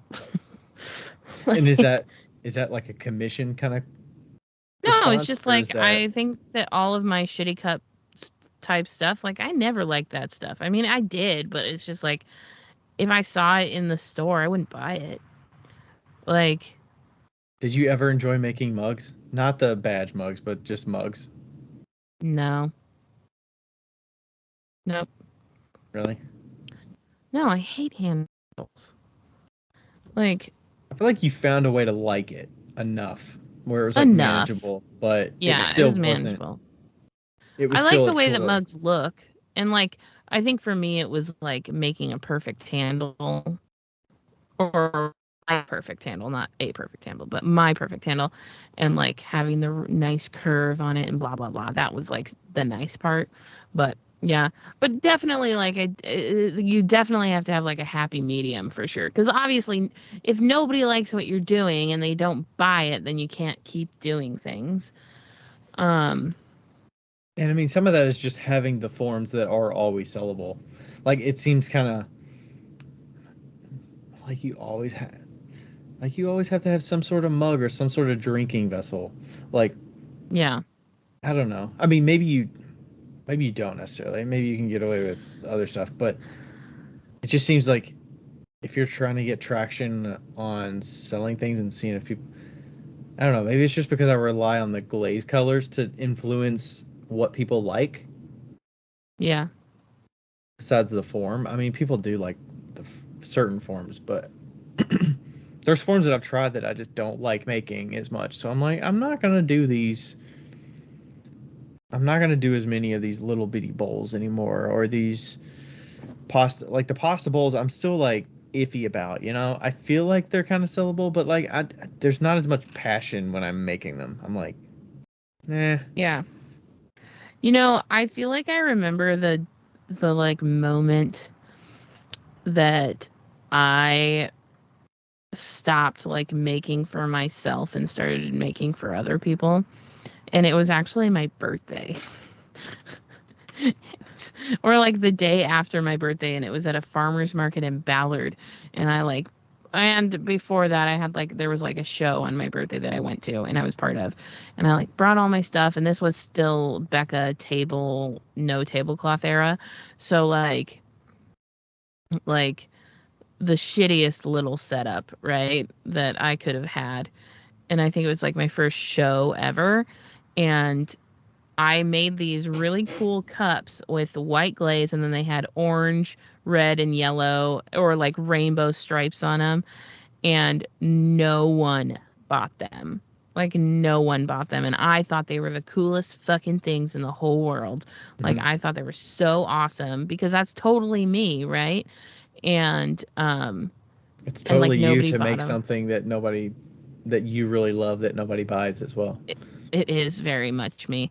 And then I was like, well, fine, I guess I'll just make the stuff that people like. And then I did for 4 years, 5 years, 6 years, 7 years. I don't even know. The Yeah. thing is, I think you could really love a piece, but the more that you bring it out to a show and it goes back in, it you grow to resent it almost. It And I don't even deteriorates you. it, it, Yeah. it like it's just a reminder that people don't like and it's like this is the thing I'm most passionate about, and I have to keep bringing it home. People don't love it. They don't love the things that I'm really passionate about. They eat up the stuff that's just a blue mug, but they don't really love the thing that I love making the most. So That's the like fucking worst. so then you're deterred from it and you're like, "Well, I'm not going to take Yeah. that out again." But It's like you kind of have to like find your people in that situation. You know? Like it could totally be the place that you're selling at is not the right place for that item that yeah, you're trying to sell. Like that specific style, maybe. yeah, like you have to find your people. Like it's like if you have a house that's really quirky, right? So like if you tried to sell your house right now with that orange room and like all the things, a very specific type of person would buy that house. And it might take months. Hmm. Like when I sold my house, I thought it was going to take a while because it was crazy, but but you have to like find the niche Mhm. that you fit into. And then once you find that niche, then it's so much easier to like change things up because they're like, yeah, fuck yeah, let's do it, you know? That's a good that's a good real that's a good comparison because like we had the old house that we sold, like Rachel had to dull it down and take the soul out of the house. 100%. I Like did too. paint I the had to, walls and make it sellable so that yeah. it photographed okay. It didn't scare people off. It got people in the door and they can picture I was gonna say something bad, but they could picture putting a few pieces of furniture in there and it Yeah. becoming their own with no personality that it used to have.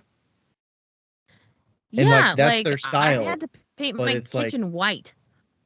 yeah. Yeah, and it's just like you either have to find the people or succumb to the dullness, essentially. Like, Hmm. you know? And there's a balance of how long you stick that out. Yeah, for sure. And like you kind of got to build a thicker skin as well. Oh yeah. You got Like to be a there's going turtle. to be people that just don't understand some Turtle, of the soft on the inside, hard shell.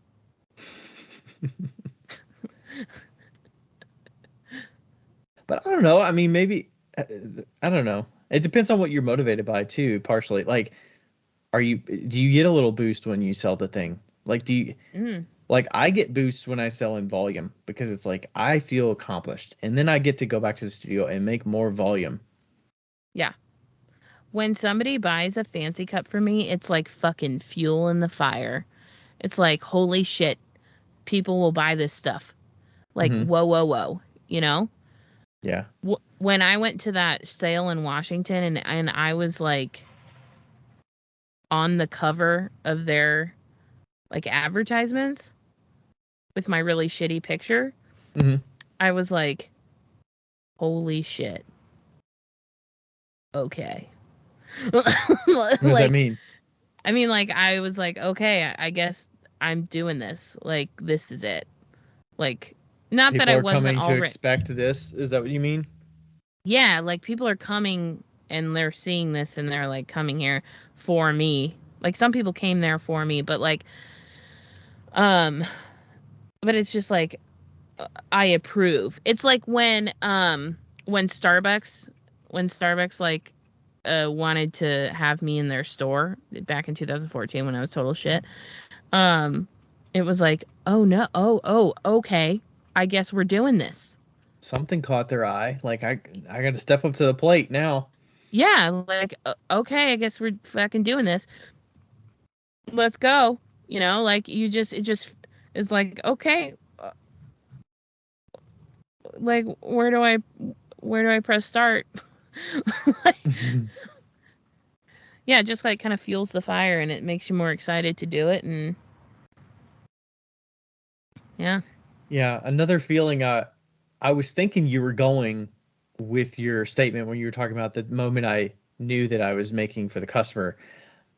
I thought you were going to go the route of, and I've sort of had this, it's a show before, but like you have things out and people buy a specific thing and they buy a lot Mm, of it. So you now have to fill that void by going back to the studio and making more of that thing to fill that mm, so that you can be ready for the next show. Like the soup bowls were that for me because I was figuring out pricing and I was way underpricing and stuff like that. So they were selling out. So it's like, is it something I enjoy the challenge of making more of, or is it a burden? yeah, Like, for sure. do I want to refill this, or is it like, Yeah, I was and the moment hoping you those. say, "Ugh, I don't want to do this," not if it's like a shitty day. Like today was a shitty day, you know, except for we got ice cream and Whole Foods hot salad. But like when you're like, "Fuck me, I don't want to do this," that's when you're like, "Oh, let's reevaluate. Let's get on the thinking block and decide if Hmm. we want to keep doing this piece." You know?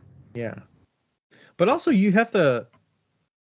I mean, we keep talking about you have to experiment, but the like if you're applying, like we're applying for shows and stuff, right? Mm-hmm. I've got rejected to a few shows too this year, and I actually got feedback on one of them. I think I told you about the feedback, but one of them Oh yeah. said ask for feedback if you want the feedback, and we'll give you some jury feedback. And some of the results, maybe I could pull it up while we're talking here, but you have to balance that you're trying to set yourself apart so that you are, in the jury's eyes, worthy of being in that show, that you are different enough. So if you do just set into the cycle of making what all the customers want, like, that may not be enough to differentiate yourself from other people that are in the same medium as you, to get into those shows. So, like, that's part of it too, that you need to push yourself for your own sake, so that you're trying something different and set yourself apart, but also, like, not feeling, I don't know, I was struggling a little bit with, like, making sure I was submitting photos that were representative of what I was going to have at the show, but not deceiving. Like, I could put all sgraffito work on my pictures that I submit, but, like, that's not realistic with everything I'm selling at the show. So is that being deceiving?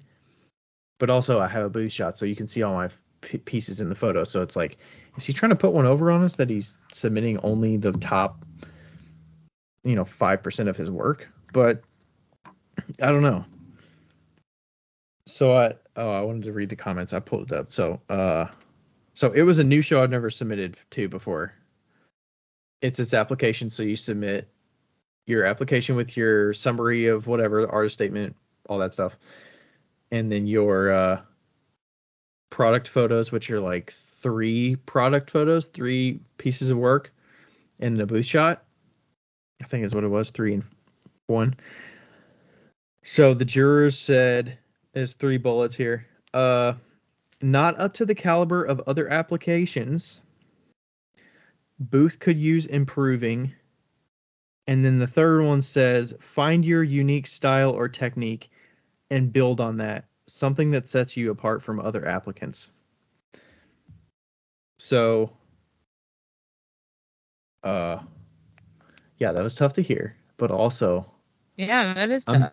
I'm thinking back to, like, okay, what can I control? I can control the photos I submit, the things I'm taking photos of. Like, to be honest, that's my mindset when I was going into submitting for those. I was like, hey, I need to submit photos of pieces that maybe be basic bitch pieces of what I would consider as, like, what's going to make up the vast majority of what's in my booth, but maybe it doesn't differentiate myself much from the other people. Yeah. So I think it was a set of 3 carved oil bottles in one photo, a stack of 4 mugs that were like basic mugs, but they had all different glazes on them. So pretty standard, like good quality looking mugs, but just kind of a standard mug. And then a stack of pasta bowls that were 2 different color glazes, like overlapped glazes. And then the booth shot. The booth shot was a little zoomed out, like it probably could have been closer so you could see the detail of some of the pieces a little better. But yeah, that's what I submitted. So I was like, I need to photograph the better pieces that I have. Probably do a little more of the textured work getting photographed. So that gets a little bit into shows, but like that, if shows are important to you and like something you want to be like getting into and not getting rejected as much, like that's what you can control. Because like your social media is only going to go so far. Like they don't even look at your social media. They don't care how good you are on social media if your pieces don't make it up to standards of the jurors that year. Yeah. So it was nice to be able to ask for feedback, because normally you don't get that opportunity to get any kind of insight into what they thought. But also it's subjective. Like there's different jurors every year, so you don't know what's going to happen. Right. For sure. But I'm still going to apply. There's some that I got waitlisted for like 3 times or like 2 times, and I'm rejected twice, and I'm like, I'm going to fucking get into the show. That's like me and my cucumbers. I have a story about cucumbers that Your cucumbers? Yeah, my cucumbers. What the hell was that mean? Okay, I a couple weeks ago, I had some cucumbers. I got them from Aldi, and I was gonna put them in like a poke bowl type thing. I've just been making like rice with sauce and vegetables, and and I accidentally put my cucumbers in the freezer, and so Oh. like while I was sorting, because I have a small, it's like a chest kind of like fridge freezer Mm-hmm. combo, and so I just put the cucumbers in the freezer while I was sorting things around in the fridge, and then I was going to move it back, and I forgot. Okay, then I tried them in my bowl, and they were really mushy and gross. Okay, so that happened. You just chop and, them up raw, I'm guessing, right? yeah, just raw. So I wasn't cooking them. And then a week later, I was like, I'm gonna buy cucumbers. I got cucumbers at Costco and split them with my friend, and I put them in the fridge, and they were right next to the freezer, and they froze. What? And yeah, Jeez. yep. And because it's not like a really great fridge freezer, it's like whatever. So then I was like, ugh. Put it And I as text my far friend. away from the freezer, inside the Right. fridge as possible. I text my friend and I'm like, I'm never fucking buying cucumbers again. And then I was at Trader Joe's and I was like, you know what? They're $2. I'm just gonna try it one more time. And and then I put it in my fridge, and lo and behold, the fridge setting had gotten changed somehow, and it was now freezer setting. It was down to 20 degrees, and it Oh froze my the goddamn God. cucumbers again. And at some point, you're like, when should I quit? I think you Like, should when am not I? put them in a fridge. Try to eat them the same day that you get them. That's my I next know. step that I would Well, what's do. funny Fuck is the fridge. I told Quincy this, and he just sent me a fucking Instagram story about how you should actually keep your cucumbers out of the fridge. It doesn't And seem like a so fruit that would go bad quickly. Like it seems it like doesn't. Yeah. So it's kind of like a anyway, potato. You just leave it out, right? yeah, if I buy another cucumber, it will be not put in the fridge. But Jeez. it's like that thing where it's just like every time I was like, no, it's gonna be fine this time. It's gonna be fine this time, and it just wasn't. But like someday it'll be fine. Gosh. Yeah, I don't know. There's some of that like why do we do this? Why do we keep doing something over and over? And there's like it's like you're building a callus to it. Like you expect the failure or something. Yeah. I mean, I don't really expect to get rejected from the certain shows. Like I was like, man, I'm gonna get into that fucking Cherokee Triangle show this year, the one I got waitlisted for and like missed out on. Yeah. I was like, I'm gonna get in that fucking show this year. I missed it 3 times already. Like, no way. Fucking denied. What the hell? Denied. It's the thing is, when I get into it finally, I'm probably gonna have a shit sales day. It's probably gonna be like $700. Like I'm not even, it's not 100%. even worth it. And I'm gonna be like, 100%. what the hell? I did all this work, all these years. I built up all this hype, and I fucking shit the bed. Like, I think the thing for me that it really makes me mad about like the applications is paying to apply, and then like you don't get that money back when you get rejected. So you're like, great. Like I could have gone to a casino and I would have felt better losing my money. Like like $50 down the drain. And like it's one thing when you're only applying most in of them one aren't category. $50. $50 to No, apply. but I had to apply in 2 categories for every single one. So it'd be like a 25 jewelry and then and another ceramics. 20. Shit. Yeah, so it was like every time I was like, fucking shit, man. Like didn't think that's why I about was like, I'm that. not fucking doing shows anymore. Like I don't want to apply for 2 separate categories and get denied in 2 separate categories and lose like $100 if that show was $50 to apply. Like that's fucking bullshit. Damn, I didn't think about Like, that. Why don't you just apply in the jewelry category? jewelry is really hard. I'd be better in ceramics, honestly.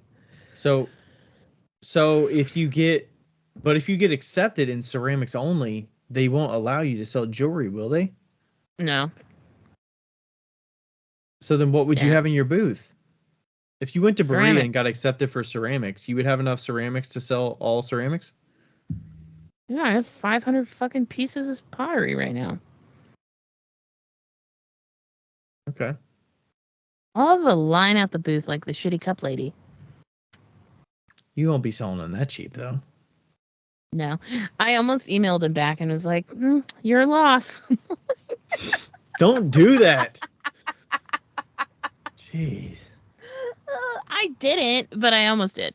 Becca's not one to kiss a little ass. Like she is not gonna do that. Your loss.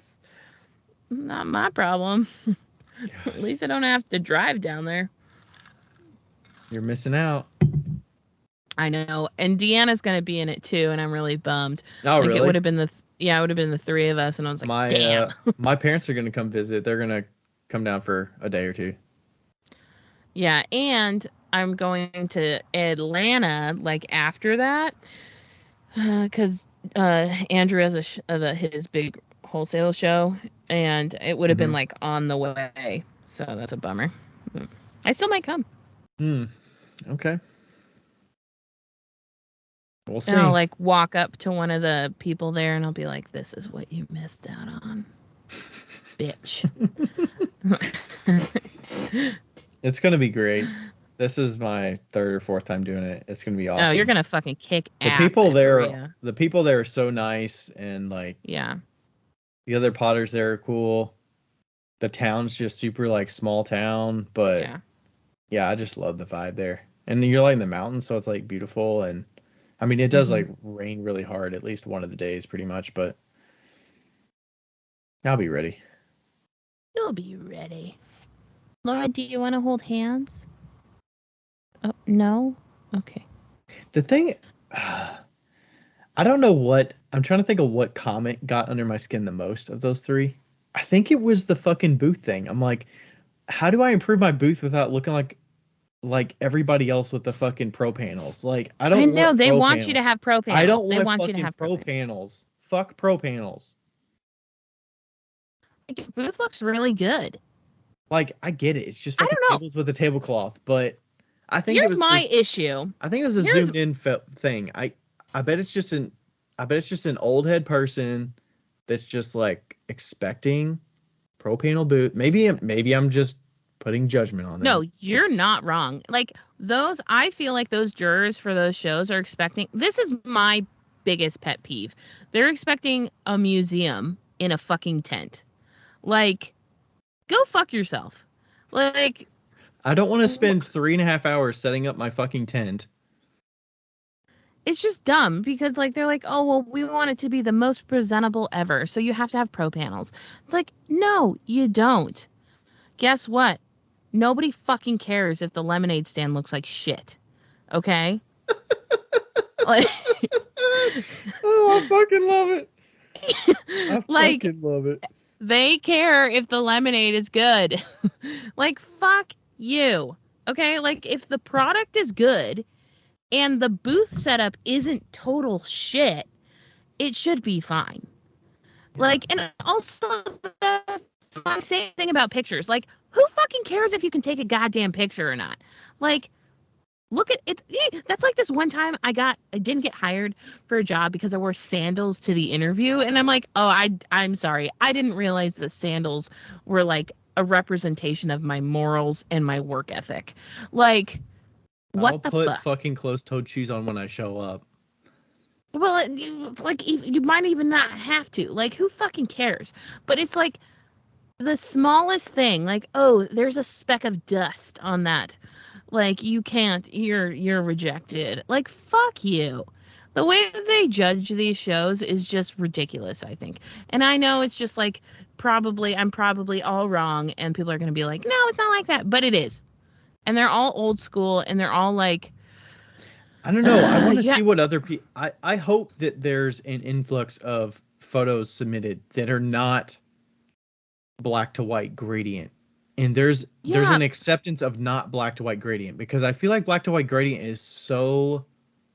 Maybe it's not. Maybe people are submitting them lifestyle photos or on countertops, but like that look in a way where it's like it's undeniable that the piece. That they're not like, it's not black to white gradient, so we're not going to accept it.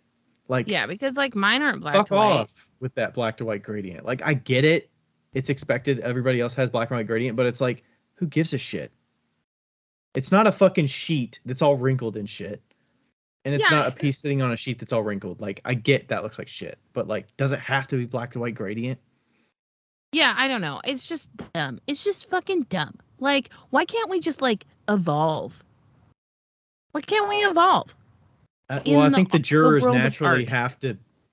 have to get to a point where they are in a different generation, that it's not all about looking like a museum. Yeah. Like, That's you have the to whole have fucking pieces thing. that are so amazing that are not going to be sellable at all to the vast majority of patrons. Right.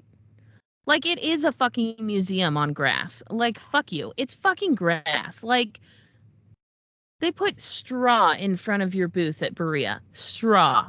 Yep. Like, and guess what? The food vendors don't have to look nice. Like, I think your non-acceptance was because of the number of potters that are allocated to the show that return. I think that's probably why you didn't get in. No, I'm fine with that. I'm actually fine with Berea, and I understand that it's a very heavily pottery thing. Totally fine with that. I'm just saying, like, there's like when things happen, it looks like a fucking shit show. Like when it rains or when something happens, it's on fucking grass usually or a street. Like, we're not setting up in the Taj Mahal here. You know, like and they're like $800. Like, fuck you.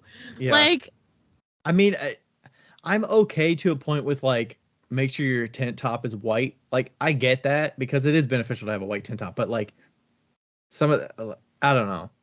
I almost feel like when you submit for those with a booth photo that's not pro panels or is not like built structures that are very like pedestal like, yeah, and pieces are very sporadically placed where it's not overloaded.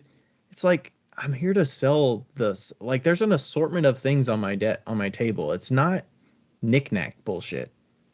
Yeah. Like, I don't understand what they mean by improve the booth. Like, I'm not gonna do pro panels, and I'm not gonna build out these huge structures that I've got to assemble at the show that are crazy. Especially when you've never had issues with what you've had. Mm-hmm. Like, you've never had, like, you're not And it makes for a selling good badly customer because of how experience your that booth way. Like, you can have 4 to 5 people at your booth. Like, it's not an inner U. Like, just because it's not a fucking inner U booth, I feel like they expect you to have an inner U where people have to come into the thing and then they have the, like, fuck that. You should just submit a booth photo of an inner U, and they just never do that. Mine was an outer L. It was from the Madison show where it was an outer L on the concrete. Yeah. And I have the mug You should have had an inner L. Should have had an inner L. Fucking inner L. They're okay, like, you're next. not... So booth photo, like, goal for you is to have a U booth photo, but never actually set it up like that. Like, just use the U booth. I have an inner L booth photo from the Hyde Park show. Maybe I should have submitted with that one. That's an inner L with the mug rack on the opposite corner of the L. Yeah. But there's a person walking in the background, maybe, so they can see the reflection, and it might distract them and be like, well, you need to close off your back wall. Like, fuck you. I just hate people so much. I know also that I'm just like, I'm probably like exaggerating the way that they feel about things, but I don't care. I don't understand some of it's like, some people will keep their walls down so that there's like, it's so focused on like, when they're in your booth, they can't see anything outside of your booth. It's like, but you're so fucking like compact in there. Ooh, I will say for that, like, I used to vend, and when I vended at Leavenworth, if you vended next to Ron, you had to close your booth. Like, if you had vended next to Ron, or if you vended next to one of the other guys, Marshall, you had to close your walls, because people would just, they'd look outside your booth and be like, wow, look at that painting, and then walk straight through it. And then they'd be like, "Oh, it's a photograph." Oh gosh. But it was only from certain angles, though. It's not like they're walling No. it off. So are they? I feel like some people wall it off so that they're in their own little bubble, and then Yeah, they so only that have nobody those can get 10 feet. distracted. It's so that people don't get distracted. We have to stop pretty soon because somebody's. Oh yeah, my phone's at 20%, and that's where we're getting our internet. Yeah. Oh gosh, I don't know. I hope you guys enjoyed this rant I'm of. still gonna fucking apply to some of those. I mean, I will improve the photos. Like, I need to get the pieces better, but I think I'm Yeah. going to the wooden backdrop with that new countertop thing that I I think you got. should. I think I'm going away from the gradient. Like, Fuck fuck you, the gradient. Fuck the gradient. Maybe there just needs to be more transparency of like, what do people actually apply with? Like, Yeah. I would love to see the assortment. Because I feel I like would there's too. got to be potters that do like lifestyle photos with like countertops and shit. I don't know. Who knows? There's probably potters that apply with photos that they took 20 years ago. I mean, it's probably true. I mean, it's true. It's like. I don't get it. And if there's people that get in that are like, they have the sheet with the piece on the sheet, it's like, are you kidding me? The piece with the sheet. Like if they photograph a piece sitting on like a sheet as their backdrop. Oh. Like if they're old enough that they don't like take good photos. And they don't know what composes like a good photo. Like they're not in the social media age maybe of like Yeah. knowing the quality of photo that like is shareable and what's not shareable. Yeah. All right. That was quite the rant. I loved it. That was quite the rant. I also loved it. I was definitely feeling it. And the thing is, I've got those I submitted a lot of those same photos to a lot of shows, so I'm still waiting on a couple shows, and I expect to not get into the Pinrod show in Indy. You might get into Penrod. You think? No Yeah. way. Maybe. No way. Yeah. Yeah, we'll see. Yeah. I didn't apply for Penrod. I There probably was should have. Okay, so there's a new show that I found out about today because the Cincinnati Coffee Festival emailed us about the Louisville Coffee Festival. I think it's like a big fucking event for people in the business, and I was like, oh, do I want to apply for this? And I looked at the booth fee. It was like a 5x10 booth is $1,200. Fuck that shit. I Nope. was like, no. There is one other. They had the map and they had one other potter in there, but it's like a wholesale potter that has a like factory in Minnesota. Sunset Hill. No, it's not Sunset Hill. It's I want to say it's like Denby or something like that. Oh, okay. Denbury or I don't know. Dunby. What is it? I think it's Dunby. Denby. But they're there. I'm like, yeah. I mean, maybe I would get connections with like other it's coffee. Denby. Denby. Yeah, I was like, I would get some connections with coffee shops that might want to sell stuff, but then I'm getting like, you know, I gotta really rely on wholesale to make that work and make that happen. I'm like, I don't really want to do that. So, but I am looking forward to the coffee festival, the Cincinnati one. Like that was fun. Too. That was fun last year. We did really well at that one. I'm curious how I'm gonna do because I'm not gonna have the shitty cups, and I did make a lot of money from shitty cups, so we'll see. Well, you'll get those repeat customers. They'll come back and they'll remember the other stuff. Or you'll get some small stuff like fidget stones. Yeah. Get the little fancy cups. Are you still making the mini fancy cups too? The sipper size, or were those just one-off smaller ones that you aren't really making anymore? I'm making minis. Yeah. Yeah, the $49 ones. Yeah. What about the espresso ones? You made a lot of espresso ones. You wouldn't make small espresso ones? You didn't like making those? I did not like making those. Okay, that's not going to happen. Yeah. We'll see. We'll see what happens. It's a long ways away. Yeah. You are doing a show this year. You're doing that one. I'm doing that one, and I'm doing this. I am doing a few shows. I'm not Already like signed up. I'm not like not doing shows, but We've already got the group set for the Backyard Craft Show, so we'd have to squeeze you in if you do want to sell there. The invitation's open, but it's up to you. I'm a table probably. I'll set up around the tree. Just don't imposter the backyard show. What if I do? What if I show up in my van and just open up the doors? The cats are gonna be roaming and stuff. Oh yeah, they'll be roaming. Carlos For won't want you sure. selling out front. What? I said Carlos will not want you selling out front. Oh come on, Carlos. You'll have to take it up with No, him. we'll see. I think it's I can't remember what date is it? June or July? June 17th in Louisville, Kentucky. Okay, well I'll probably be there. Come see us. I'll It'll be a set good up on time. the deck.